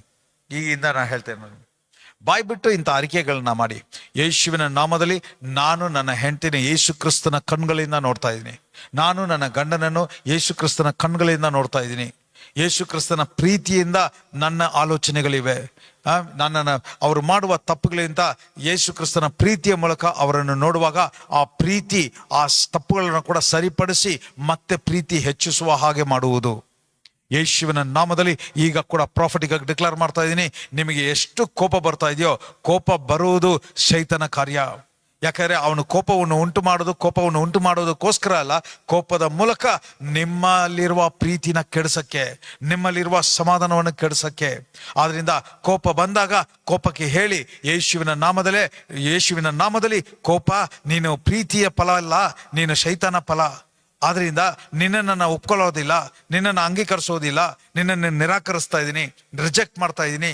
ನಾನು ಪ್ರೀತಿ ಎಂಬ ಯೇಸುವಲ್ಲಿ ಬೇರೂರಿ ಇರುವುದರಿಂದ ಪ್ರೀತಿಯ ಫಲವನ್ನೇ ನನ್ನ ಪ್ರಕಟಿಸುವುದು. ಆಕ್ಚುಲಿ ಅದು ಬೇರೆ, ನನ್ನ ಹೆಂಡತಿ ನನ್ನ ಗಂಡ ಅಂತ ಬೇರೆ ಬೇರೆ ಅಲ್ಲ, ನಾವಿಬ್ರು ಒಂದೇ ಶರೀರವಾಗಿದ್ದೀವಿ, ನಮಗೆ ಒಂದೇ ಆಲೋಚನೆ ಆಗಿದೆ, ನಮ್ಮಲ್ಲಿಗೆ ಒಂದೇ ಮಾತಾಗಿದೆ, ನಾವು ಮಾಡುವ ಕಾರ್ಯಗಳು ಕೂಡ ಒಂದೇ ಆಗಿದೆ ಅಂತ ಬಾಯ್ಬಿಟ್ಟು ಹೇಳುವಾಗ ಯೇಸುವಿನ ನಾಮದಲ್ಲಿ ಈಗ ಎಂಥ ಸಮಸ್ಯೆದ ನಿಮಿತ್ತವಾಗಿ ಈಗ ಮನಸ್ಸು ವೇದನೆಯಲ್ಲಿದೆಯೋ ಈ ಮಾತುಗಳು ಮತ್ತೆ ನಿಮ್ಮನ್ನು ಸೇರಿ ಒಂದೇ ಶರೀರವಾಗಿ, ಒಂದೇ ಆಲೋಚನೆಯಾಗಿ, ಒಂದೇ ಮನಸ್ಸಾಗಿ, ಒಂದೇ ಪ್ರೀತಿಯಾಗಿ ನಿಮ್ಮನ್ನು ನಡೆಸುವಂತೆ, ಜೀವಿಸುವಂತೆ ದೇವರ ವಾಕ್ಯ, ಈ ಸತ್ಯದ ಆತ್ಮ ಹಾಗೆಯೇ ನಿಮ್ಮನ್ನು ನಡೆಸುತ್ತೆ ಅಂತ ಯೇಸುವಿನ ನಾಮದಲ್ಲಿ ಡಿಕ್ಲೇರ್ ಮಾಡ್ತಾ ಇದ್ದೀನಿ. Receive it in the mighty name of Jesus. ಯೇಸುವಿನ ನಾಮದಲ್ಲಿ ಇನ್ನೊಂದು ಐ ಶೇರ್ ಸಮ್ ಟಿಪ್ಸ್. ಈಗ ಏನಾದರೂ ಒಬ್ಬರು ತಪ್ಪು ಮಾಡಿದ್ರು ಕೂಡ ನಿನ್ನಿಂದಾನೇ ಹಿಂಗೆ ಆಗೋಯ್ತು ಅಂತ ಮಾತು ಹೇಳಬೇಡಿ. ನಿನ್ನಿಂದಾನೇ ಹಿಂಗೆ ಆಗಿದ್ದು, ನೀನು ಮಾಡಿದ್ದು, ನೀನು ತಪ್ಪು ಮಾಡಿದ್ದು ಅಂತ ಹೇಳುವಾಗ ನೀವು ನಿಮಗೆ ಹೇಳ್ಕೊಂಡಂಗೆ ಆಗ್ತಾ ಇದೆ. ಯಾಕಂದರೆ ನೀವಿಬ್ಬರು ಸೇರಿ ಒಂದಾಗಿದೆ, ಅರ್ಥ ಮಾಡ್ಕೊಳ್ಳಿ. ನೀನು ಅಂತ ಹೇಳಿದಾಗಲ್ಲ ನಾನು ಅಂತ ಅರ್ಥ, ಯಾಕಂದರೆ ನೀವು ಬೇರೆ ಬೇರೆ ಅಲ್ಲ, ನೀವಿಬ್ಬರು ಸೇರಿ ಒಂದಾಗಿದ್ದೀರಾ. ಸೊ ಅದರಿಂದ ನೀವು ಯಾವಾಗೆಲ್ಲ ಅವ್ರಿಗೆ ನಿನ್ನಿಂದ ಅಂತ ಹೇಳಿದಾಗ ನಾನೇ ತಪ್ಪು ಮಾಡಿದೆ ಅಂತ ಹೇಳ್ಕೊತಾ ಇದ್ದೀರಾ. ಸೊ ಅದರಿಂದ ಅದನ್ನು ಡಿಫ್ರೆಂಟಾಗಿ ಹೇಳಿದೆ ನಾನು. ಈ ಥರ ಹಿಂಗಾಗೋಯ್ತು ಯಾವುದರಿಂದವೋ. ಆದರೆ ಇದಕ್ಕೆ ಕಾರಣ ನಾವಿಬ್ರು, ನೀನಲ್ಲ ನಾನಲ್ಲ, ಸೈತಾನ ನಮ್ಮ ಪ್ರೀತಿಯನ್ನು ಕೆಡಿಸೋದಕ್ಕೋಸ್ಕರ, ನಮ್ಮ ಸಂಬಂಧವನ್ನು ಕೆಡಿಸೋದಕ್ಕೋಸ್ಕರ ಇಂಥ ಒಂದು ಕಾರ್ಯ ಮಾಡಿದಾನೆ ಎಂಬುವ ನಿಮಗೆ ತಿಳುವಳಿಕೆ ಉಂಟಾಗ್ಬಿಟ್ರೆ ಮತ್ತೆ ಆ ಪ್ರೀತಿಯ ಫಲವನ್ನೇ ನೀವು ಪ್ರಕಟಿಸೋಕೆ ಶುರು ಮಾಡ್ತೀರಾ. ಯೇಸುವಿನ ನಾಮದಲ್ಲಿ ಯಾವಾಗಲೂ ನೀವು ಮಾತಾಡುವಾಗ ಕೂಡ ನಾನು ಅಂತ ನಿಮ್ಮ ಕಾರ್ಯವನ್ನು ನೋಡೋದಕ್ಕಿಂತ ನಾವು ಅಂತ ಸೇರಿಸಿ, ನಮ್ದು ಅಂತ ಸೇರಿಸಿ, ಇಬ್ರು ಅಂತ ಸೇರಿಸ್ಕೊಳ್ಳಿ. ಆ ರೀತಿ ಮಾಡುವಾಗ ಏನಾಗುತ್ತೆ, ಎಲ್ಲದರಲ್ಲೂ ನಿಮ್ಮ ಅನ್ಯೋನ್ಯತೆ ಐಕ್ಯತೆಯನ್ನು ವ್ಯಕ್ತಪಡಿಸುವಾಗಲ್ಲ ಶೈತಾನಿಗೆ ಅವನು ಬಂದು ನಿಮ್ಮ ಸಮಾಧಾನವನ್ನು ಕೆಡಕ್ಕೆ ದಾರಿನೇ ಮಾಡ್ಕೊಡ್ತಾ ಇಲ್ಲ ಅಂತ ಅರ್ಥ. ಯಾವಾಗ ನೀವಿಬ್ರು ನಾನು ನಿಂದು ನಂದು ಅಂತ ನಿಮ್ಮ ಇಬ್ರು ಐಕ್ಯತೆಯಾಗಿ ಒಂದು ಶರೀರವಾಗಿ ಮಾಡಿರುವ ದೇವರು, ನೀವು ಯಾವಾಗ ಇಲ್ಲ ನಾವು ಒಂದಲ್ಲ, ನಾವಿಬ್ರು ನೀನ್ ಬೇರೆ ನಾನ್ ಬೇರೆ ಅನ್ನುವ ಭಾವನೆಯನ್ನು ಪ್ರಕಟಿಸ್ತೀರೋ ಅವಾಗ ಶೈತಾನ ಒಳಗಡೆ ಎಂಟರ್ ಆಗ್ತಾ ಇದ್ದಾನೆ. ಅವನು ಯಾವಾಗ ಒಳಗಡೆ ಎಂಟರ್ ಆಗ್ಬಿಡ್ತಾನೋ ಅದಾದ್ಮೇಲೆ ಕಂಟ್ರೋಲೇ ಇರಲ್ಲ. ಯಾಕಂದ್ರೆ ಅವನಿಗೆ ನಿಮ್ಮ ಕಂಟ್ರೋಲ್ ತಗೊಂಡ್ಮೇಲೆ ನೀವು ಒಬ್ರಿಗೊಬ್ರು ಕೇಳೋದು, ನಿಮಗೆ ಗೊತ್ತಾಗ್ತಾ ಇಲ್ಲ ಯಾರು ಏನ್ ಮಾತಾಡ್ತಾ ಇದಾರೆ, ಏನ್ ಕಾರ್ಯ ನಡೀತಾ ಇದೆ ಅಂತ. ಅಂಡರ್ಸ್ಟ್ಯಾಂಡ್, ಎಲ್ಲವೂ ಇದು ಆತ್ಮದಲ್ಲಿ ನಡೀತಾ ಇರುವ ವಿಷಯ. ಆದ್ರಿಂದಾನೇ ನಾವು ಆತ್ಮದಲ್ಲಿ ನಾವು ಎಷ್ಟು ಸತ್ಯವನ್ನು ಕೇಳಿ ಸತ್ಯದ ಆತ್ಮದ ಮೂಲಕ ವಾಕ್ಯ ಭರಿತರಾಗಿರ್ತೀವೋ ನಾವು ಪವಿತ್ರಾತ್ಮ ಭರಿತರಾಗಿರ್ತೀವಿ. ಪವಿತ್ರಾತ್ಮ ಭರಿತರಾಗಿರುವಾಗ ಪವಿತ್ರಾತ್ಮನು ಯೇಸುವಿನ ಪ್ರೀತಿಯಿಂದ ನಮ್ಮನ್ನು ಒಂದು ಸೇರಿಸಿ ಆ ಪ್ರೀತಿಯೇ ನಮ್ಮನ್ನು ನಡೆಸುವಂತದ್ದಾಗಿರುತ್ತೆ. ಆ ಪ್ರೀತಿ ನಮಗೆ ಜಗಳ ತರೋದಿಲ್ಲ, ಆ ಪ್ರೀತಿ ಮಿಸ್ಅಂಡರ್ಸ್ಟ್ಯಾಂಡಿಂಗ್ ತರೋದಿಲ್ಲ, ಆ ಪ್ರೀತಿ ಮಿಸ್ಅಂಡರ್ಸ್ಟ್ಯಾಂಡಿಂಗ್ ಇಂದ್ರೂ ಸರಿಪಡಿಸಿ ಪ್ರೀತಿಯನ್ನು ಪ್ರಕಟಿಸುವ ರೀತಿಯಲ್ಲಿ ನಡೆಸುತ್ತೆ. ಯಾವಾಗ ಪ್ರೀತಿ ನಡೆಸ್ತಾ ಇದೆಯೋ, ಒಂದು ಕಾರ್ಯ ತಪ್ಪಾಗಬೇಕು ಅಂತ ಇದ್ರೂ ಅದನ್ನು ಸರಿಪಡಿಸಿ ಪ್ರೀತಿ ಜಯದಲ್ಲಿ ನಡೆಸುವಂತ ಕಾರ್ಯ ಮಾಡ್ತಾ ಇರುತ್ತೆ. ಆದ್ರಿಂದ ಯೇಸುವಿನ ನಾಮದಲ್ಲಿ ಕೇಳ್ತಾ ಇರುವ ಪ್ರತಿಯೊಬ್ಬರು ಕೂಡ ನೀವು ಪ್ರೀತಿ ಎಂಬುವ ದೇವರಲ್ಲಿ ಬೇರೆಯವರು ಇರೋದ್ರಿಂದ ಈಗ ಕೂಡ ಪ್ರಾಫಿಟಿಕ್ ಆಗಿ ಡಿಕ್ಲೇರ್ ಮಾಡ್ತಾ ಇದ್ದೀನಿ, ಏದೇನ್ ತೋಟದಲ್ಲಿ ಕಳೆದು ಹೋದ ಆ ಪ್ರೀತಿಯನ್ನು ನಾನು ನಿಮಗೆ ಹಿಂದಿರುಗುತ್ತೇನೆ ಅಂತ ವಾಗ್ದಾನ ಮಾಡಿ ಅದರಂತೆ ಯೇಸು ಕ್ರಿಸ್ತನ ಮೂಲಕ ನಿಮಗೆ ಅದೇ ಪ್ರೀತಿಯನ್ನು ಹಿಂದಿರುಗಿಸಿದ್ದಾರೆ. ಭಯದ ಮೂಲಕ ಪ್ರವೇಶಿಸಿದ ಗಾಯಗಳನ್ನು ನಾನು ಗುಣಪಡಿಸಿದ್ದೇನೆ ಅಂತ ವಾಗ್ದಾನ ಮಾಡ್ತಾ ಇದ್ದಾರೆ. ನಾನು ಮೃದುತ್ವ, ಐಕ್ಯತೆ ಮತ್ತು ಸಂತೋಷವನ್ನು ಮರಳಿ ತರುತ್ತೇನೆ ಅಂತ ಹೇಳಿ ಯೇಸು ಕ್ರಿಸ್ತನ ಮೂಲಕ ಮತ್ತೆ ನಿಮಗೆ ಕೊಟ್ಟಿದ್ದಾರೆ. ನನ್ನ ಆತ್ಮವು ನಿಮ್ಮ ಹೃದಯಗಳನ್ನು ಮತ್ತೆ ಒಂದುಗೂಡಿಸುವಂತೆ ಈಗ ನನ್ನ ಮೂಲಕ ನೀವು ಒಂದಾಗಿದ್ದೀರಾ ಅಂತ ದೇವರು ವಾಗ್ದಾನ ಮಾಡ್ತಾ ಇದ್ದಾರೆ. ಯೇಸುವಿನ ನಾಮದಲ್ಲಿ ಹೊಂದಿಕೊಳ್ಳಿ. ನಿಮ್ಮ ಮನೆ ಏದೇನ್ ವಿಶ್ರಾಂತಿಯ ಸ್ಥಳವಾಗಿದೆ. ಹಾಗಾದ್ರೆ ಏನರ್ಥ? ಏದೇನಲ್ಲಿ ಯಾವ ರೀತಿ ದೇವರ ಪ್ರೀತಿಯ ಆಧಾರದ ಮೇಲೆ ದೇವರ ಪ್ರೀತಿಯ ಮೂಲಕ ಇಬ್ರು ಒಂದೇ ಆಗಿದ್ರು, ಅದರಂತೆ ಇವತ್ತು ನೀವು ಯೇಸುವಿನ ಪ್ರೀತಿಯಲ್ಲಿ ಒಂದಾಗಿದ್ದೀರಾ ಅಂತ ಯೇಸುವಿನ ನಾಮದಲ್ಲಿ ಡಿಕ್ಲೇರ್ ಮಾಡ್ತಾ ಇದ್ದೀನಿ. ಅಲ್ಲಿ ನನ್ನ ಉಪಸ್ಥಿತಿಯು ವಾಸಿಸುತ್ತದೆ ಮತ್ತು ನನ್ನ ಪ್ರೀತಿ ಪ್ರಯತ್ನವಿಲ್ಲದೆ ಹರಿತಾ ಇರುತ್ತೆ.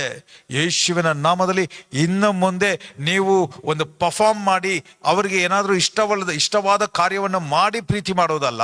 ಪ್ರೀತಿ ಎಂಬುವ ಯೇಸು ನಿಮ್ಮಲ್ಲಿ ಹರಿತಾ ಇರೋದ್ರಿಂದ ಸುಲಭವಾಗಿ ಆ ಪ್ರೀತಿ ನಿಮ್ಮಲ್ಲಿ ಆ ಸಂಬಂಧವನ್ನು, ಆ ಅನ್ಯೂನತೆಯನ್ನು, ಆ ಐಕ್ಯತೆಯನ್ನು ಬಲಪಡಿಸ್ತಾನೆ ಇರುತ್ತೆ.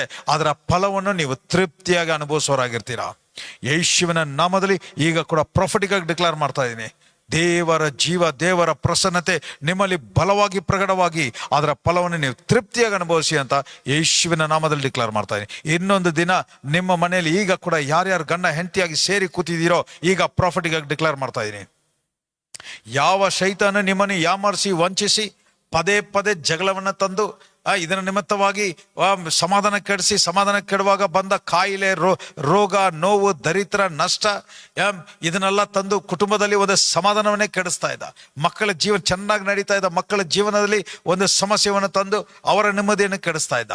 ಆದರೆ ಇಂದಿನಿಂದ ಯೇಸುವಿನ ನಾಮದಲ್ಲಿ ಯೇಸು ಎಂಬುವ ಪ್ರೀತಿಯಲ್ಲಿ ನೀವು ಸೇರಿ ಒಂದೇ ಶರೀರವಾಗಿದ್ದೀರಾ, ಒಂದೇ ಆತ್ಮವಾಗಿದ್ದೀರಾ, ಒಂದೇ ಪ್ರಾಣವಾಗಿದ್ದೀರಾ. ಆದ್ರಿಂದ ಇಂದಿನಿಂದ ನಿಮಗೆ ಬರುವ ಆಲೋಚನೆ ಒಂದಾಗಿರುತ್ತೆ, ನಿಮಗೆ ಬರುವ ಮಾತುಗಳು ಒಂದಾಗಿರುತ್ತೆ, ನೀವು ನಡೆಯುವ ದಾರಿ ಒಂದಾಗಿರುತ್ತೆ. ಆದ್ರಿಂದ ನೀವು ಅನುಭವಿಸುವ ಫಲಗಳು ಎಲ್ಲ ಪರಲೋಕದಿಂದ ಒಂದೇ ಆಗಿರುತ್ತೆ. ಆದ್ರಿಂದ ಇದು ಬೇರೆ ಬೇರೆಯವರಲ್ಲ, ಒಬ್ಬರೇ ಅನುಭವಿಸುವ ಕಾರ್ಯವಾಗಿ ಯೇಸುವಿನ ನಾಮದಲ್ಲಿ ಅದರ ಫಲವನ್ನು ನೀವು ತೃಪ್ತಿಯಾಗಿ ಪರಿಪೂರ್ಣವಾಗಿ ಅನುಭವಿಸೋರಾಗಿರ್ತೀರಾ ಅಂತ ಯೇಸುವಿನ ನಾಮದಲ್ಲಿ ಡಿಕ್ಲೇರ್ ಮಾಡ್ತಾ ಇದ್ದೀನಿ. Receive it in your spirit in the mighty name of Jesus. ಇನ್ನೊಂದು ದಿನ ಶೈತಾನ ಬಂದು ನೀನು ನಿನ್ನ ಗಂಡ ಹಿಂಗೆ ಮಾಡ್ದ, ನಿನ್ನ ಹೆಂಡತಿ ಹಿಂಗೆ ಮಾಡ್ದ ಅಂದಾಗ ಶೈತಾನಿಗೆ ಹೇಳಿ, ಯಾರು ಗಂಡ ಯಾರು ಹೆಂಡತಿ, ಗಂಡ ಬೇರೆ ಅಲ್ಲ ಹೆಂಡತಿ ಬೇರೆ ಅಲ್ಲ, ನಾವಿಬ್ರು ಸೇರಿ ಒಂದೇ ಆಗಿದ್ದೀವಿ.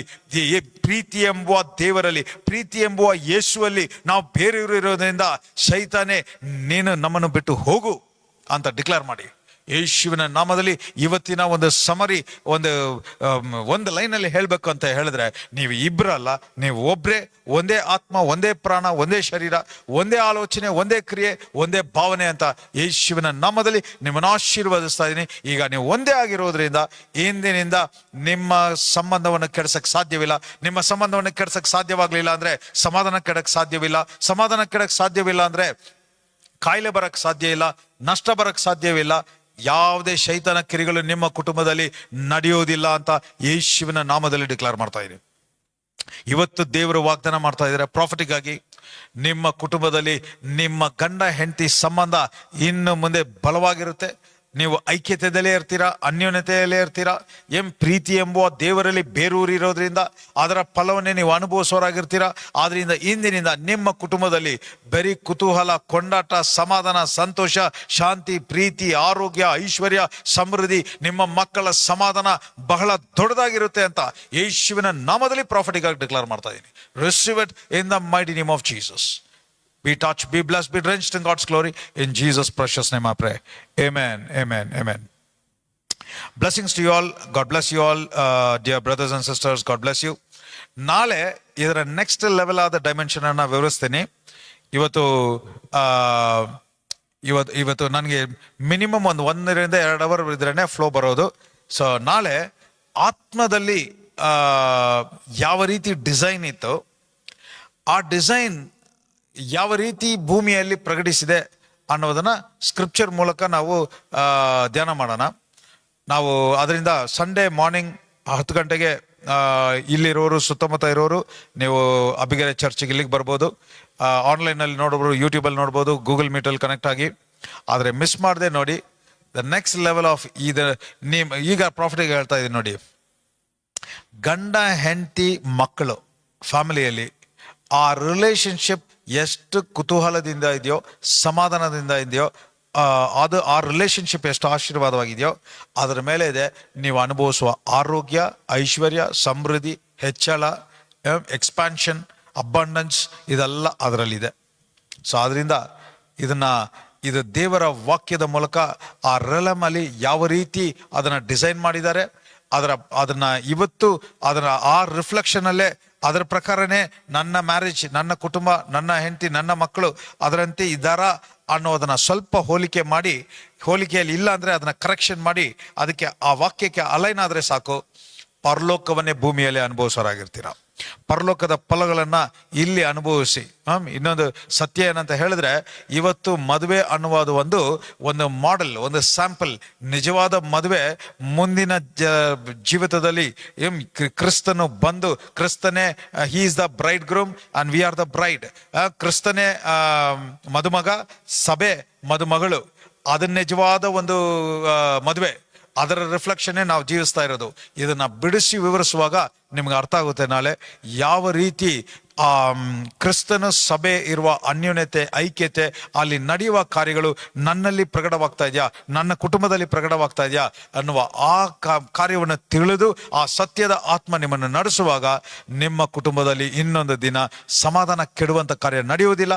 ಸಮಾಧಾನ ಕೆಡುವಂಥದ್ದು ನಡೀಲಿಲ್ಲ ಅಂದ್ರೆ ನಿಮ್ಮ ಮನೆಯಲ್ಲಿ ಬರೀ ತುಂಬಿ ತುಳುಕುವ ಆಶೀರ್ವಾದ, ಸಮಾಧಾನ, ಸಂತೋಷ, ಶಾಂತಿ, ಪ್ರೀತಿ ಯಾವಾಗಲೂ ನಿರಂತರವಾಗಿ ನಿತ್ಯವಾಗಿ ಇರುವುದು ಅಂತ ಯೇಸುವಿನ ನಾಮದಲ್ಲಿ ನಿಮ್ಮನ್ನು ಆಶೀರ್ವದಿಸ್ತಾ ಇದ್ದೀನಿ, ಅಭಿಷೇಕ ಮಾಡ್ತಾ ಇದ್ದೀನಿ, ಜೀವವನ್ನು ರಿಲೀಸ್ ಮಾಡ್ತಾ ಇದ್ದೀನಿ. Receive it in the mighty name of Jesus. Be touch, be blessed, be drenched in God's glory. In Jesus precious name I pray. Amen, amen. ಈಗ ಕೂಡ ಈ ವಾಕ್ಯ ನಿಮ್ಮನ್ನು ಮುಟ್ಟಿ, ಈ ವಾಕ್ಯದ ಮೂಲಕ ನೀವು ದೇವರ ವಾಕ್ಯ ನನ್ನ ಮುಟ್ಟಿದೆ ಪಾಸ್ಟರ್ ಅಂತ ಹೇಳುವುದಾದರೆ ನೀವು ದೇವರಿಗೆ ಘನಪಡಿಸುವ ರೀತಿ, ವಾಕ್ಯವನ್ನು ಘನಪಡಿಸುವ ರೀತಿಯಲ್ಲಿ ಬೀಜಗಳನ್ನು ಬಿತ್ತಬಹುದು.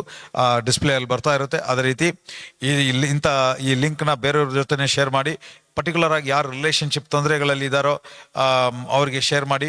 ಖಂಡಿತವಾಗ್ಲೂ ಈ ಸತ್ಯ ಅವ್ರನ್ನ ಮುಟ್ಟಿ ಅವ್ರನ್ನ ಬಿಡುಗಡೆ ಮಾಡಿ ಅವರ ಕುಟುಂಬದಲ್ಲಿ ಮತ್ತೆ ಆ ಸಂತೋಷ ಹುಟ್ಟುವುದು, ಆ ಆನಂದ ಹುಟ್ಟುವುದು, ಅದರ ಫಲವನ್ನು ಕುಟುಂಬವಾಗಿ ಅವರು ಆಶೀರ್ವಾದವಾಗಿರುವರು ಅಂತ ಯೇಸುವಿನ ನಾಮದಲ್ಲಿ ಡಿಕ್ಲೇರ್ ಮಾಡ್ತಾ ಇದ್ದೀನಿ. ಅದರಂತೆ ಈಗ ಕೂಡ ಯಾರಾದರೂ ಹೊಸದಾಗಿ ಜಾಯ್ನ್ ಆಗಿ ನೋಡ್ತಾ ಇರುವುದಾದರೆ, ನಾವು ಮಂಡೇ ಟು ಫ್ರೈಡೇ ಬೆಳಗ್ಗೆ 6 ಗಂಟೆಯಿಂದ 7 ಗಂಟೆ ತನಕ ಮಾರ್ನಿಂಗ್ ಪ್ರೇಯರ್ ಇದೆ.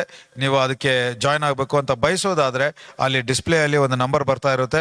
ಆ ಡಿಸ್ಪ್ಲೇ ನಂಬರ್ಗೆ ಮಾರ್ನಿಂಗ್ ಪ್ರೇಯರ್ ಲಿಂಕ್ ಕಳಿಸಿ ಅಂತ ಹೇಳಿದ್ರೆ ನಾವು ನಿಮಗೆ ಮಾರ್ನಿಂಗ್ ಪ್ರೇಯರ್ ಲಿಂಕ್ ಕಳಿಸ್ತೀವಿ. ಇವತ್ತು ಮಾರ್ನಿಂಗ್ ಪ್ರೇಯರ್ ಆ ದಿನದ ಆಹಾರವನ್ನು ಹೊಂದಿಕೊಂಡು ಒಂದೊಂದು ದಿನನೂ ದೇವರು ಅದ್ಭುತವಾಗಿ ನಡೆಸ್ತಾ ಇದ್ದಾರೆ. ಅದ್ಭುತವಾದ ಸಾಕ್ಷಿಗಳನ್ನ ದೇವರು ಎಬ್ಬರಿಸ್ತಾ ಇರೋದಕ್ಕೋಸ್ಕರ ಸ್ತೋತ್ರ. ಯೇಸುವಿನ ನಾಮದಲ್ಲಿ ದೇವರು ನಿಮ್ಮನ್ನು ಹೆಚ್ಚಾಗಿ ಆಶೀರ್ವದಿಸಲಿ. ಮತ್ತೆ ನಾವು ನಾಳೆ ಸಂಡೇ 8:00 ಇಂಗ್ಲಿಷ್ ಆರಾಧನೆ ಇರುತ್ತೆ, ಅದು ಯೂಟ್ಯೂಬಲ್ಲಿ ಲೈವ್ ಬರುತ್ತೆ. ಅದೇ ರೀತಿ 10 ಸಭೆಯಲ್ಲಿ ಅಬಿಗರೆ ಇಲ್ಲಿ 10 ಗಂಟೆಗೆ ಆರಾಧನೆ, 11 ಗಂಟೆಗೆ ಮೆಸೇಜ್ ಇರುತ್ತೆ. ಸೊ ಅದರಿಂದ ಯೂಟ್ಯೂಬಲ್ಲಿ ಗೂಗಲ್ ಮೀಟಲ್ಲಿ ಜಾಯ್ನ್ ಆಗೋರು ನೀವು ಜಾಯ್ನ್ ಆಗ್ಬೋದು. ಎಲ್ಲೂ ಹೋಗದೇ ಇರೋರು ಈಗ ಪ್ರಾಫಿಟಿಗೆ ಹೇಳ್ತಾ ಇದ್ದೀನಿ, ನೀವು ಸಭೆಯಲ್ಲಿ ಒಂದು ಅಂಗವಾಗಿರೋದು ಬಹಳ ಮುಖ್ಯ. ಯಾಕಂದರೆ ಕ್ರಿಸ್ತನ ಫಲಗಳು ಸಭೆಯಲ್ಲೇ ಪ್ರಕಟವಾಗುವುದು. ಸಭೆಯಲ್ಲಿ ಪ್ರಕಟವಾಗುವ ಫಲಗಳೇ ನಿಮ್ಮ ಮನೆಯಲ್ಲಿ, ನಿಮ್ಮ ಪರ್ಸನಲ್ ಲೈಫಲ್ಲಿ ನೀವು ಅನುಭವಿಸೋದು. ಸೊ ಅದರಿಂದ ಇದನ್ನು ಯಾರು ಲೈಟಾಗಿ ತಗೋಬೇಡಿ, ಇದನ್ನು ಸೀರಿಯಸ್ ಆಗಿ ತಗೊಳ್ಳಿ. ದೇವರ ವಾಕ್ಯ ಸತ್ಯವನ್ನು ತಿಳಿಯಿರಿ, ಸತ್ಯ ನಿಮ್ಮನ್ನು ಬಿಡುಗಡೆ ಮಾಡುತ್ತದೆ. ಸತ್ಯದ ಆತ್ಮ ಈ ದಿನಗಳಲ್ಲಿ ಬಲವಾಗಿ ನಮ್ಮನ್ನು ನಡೆಸ್ತಾ ಇದೆ, ಅದರ ಫಲಗಳನ್ನು ಅನುಭವಿಸ್ತಾ ಇದ್ವಿ. ದೇವರ ನಾಮಕ್ಕೆ ಮಹಿಮೆ ಉಂಟಾಗಲಿ. God bless you all. ಮತ್ತೆ ಇನ್ನೊಂದು ವಾಕ್ಯವನ್ನು ಧ್ಯಾನ ಮಾಡೋ ತನಕ ದೇವರು ನಿಮ್ಮೊಟ್ಟಿಗೆ ಇರಲಿ. ದೇವರು ನಿಮ್ಮನ್ನು ಹೆಚ್ಚಾಗಿ ಆಶೀರ್ವದಿಸಲಿ. God bless you all. Take care. Blessings, blessings, blessings.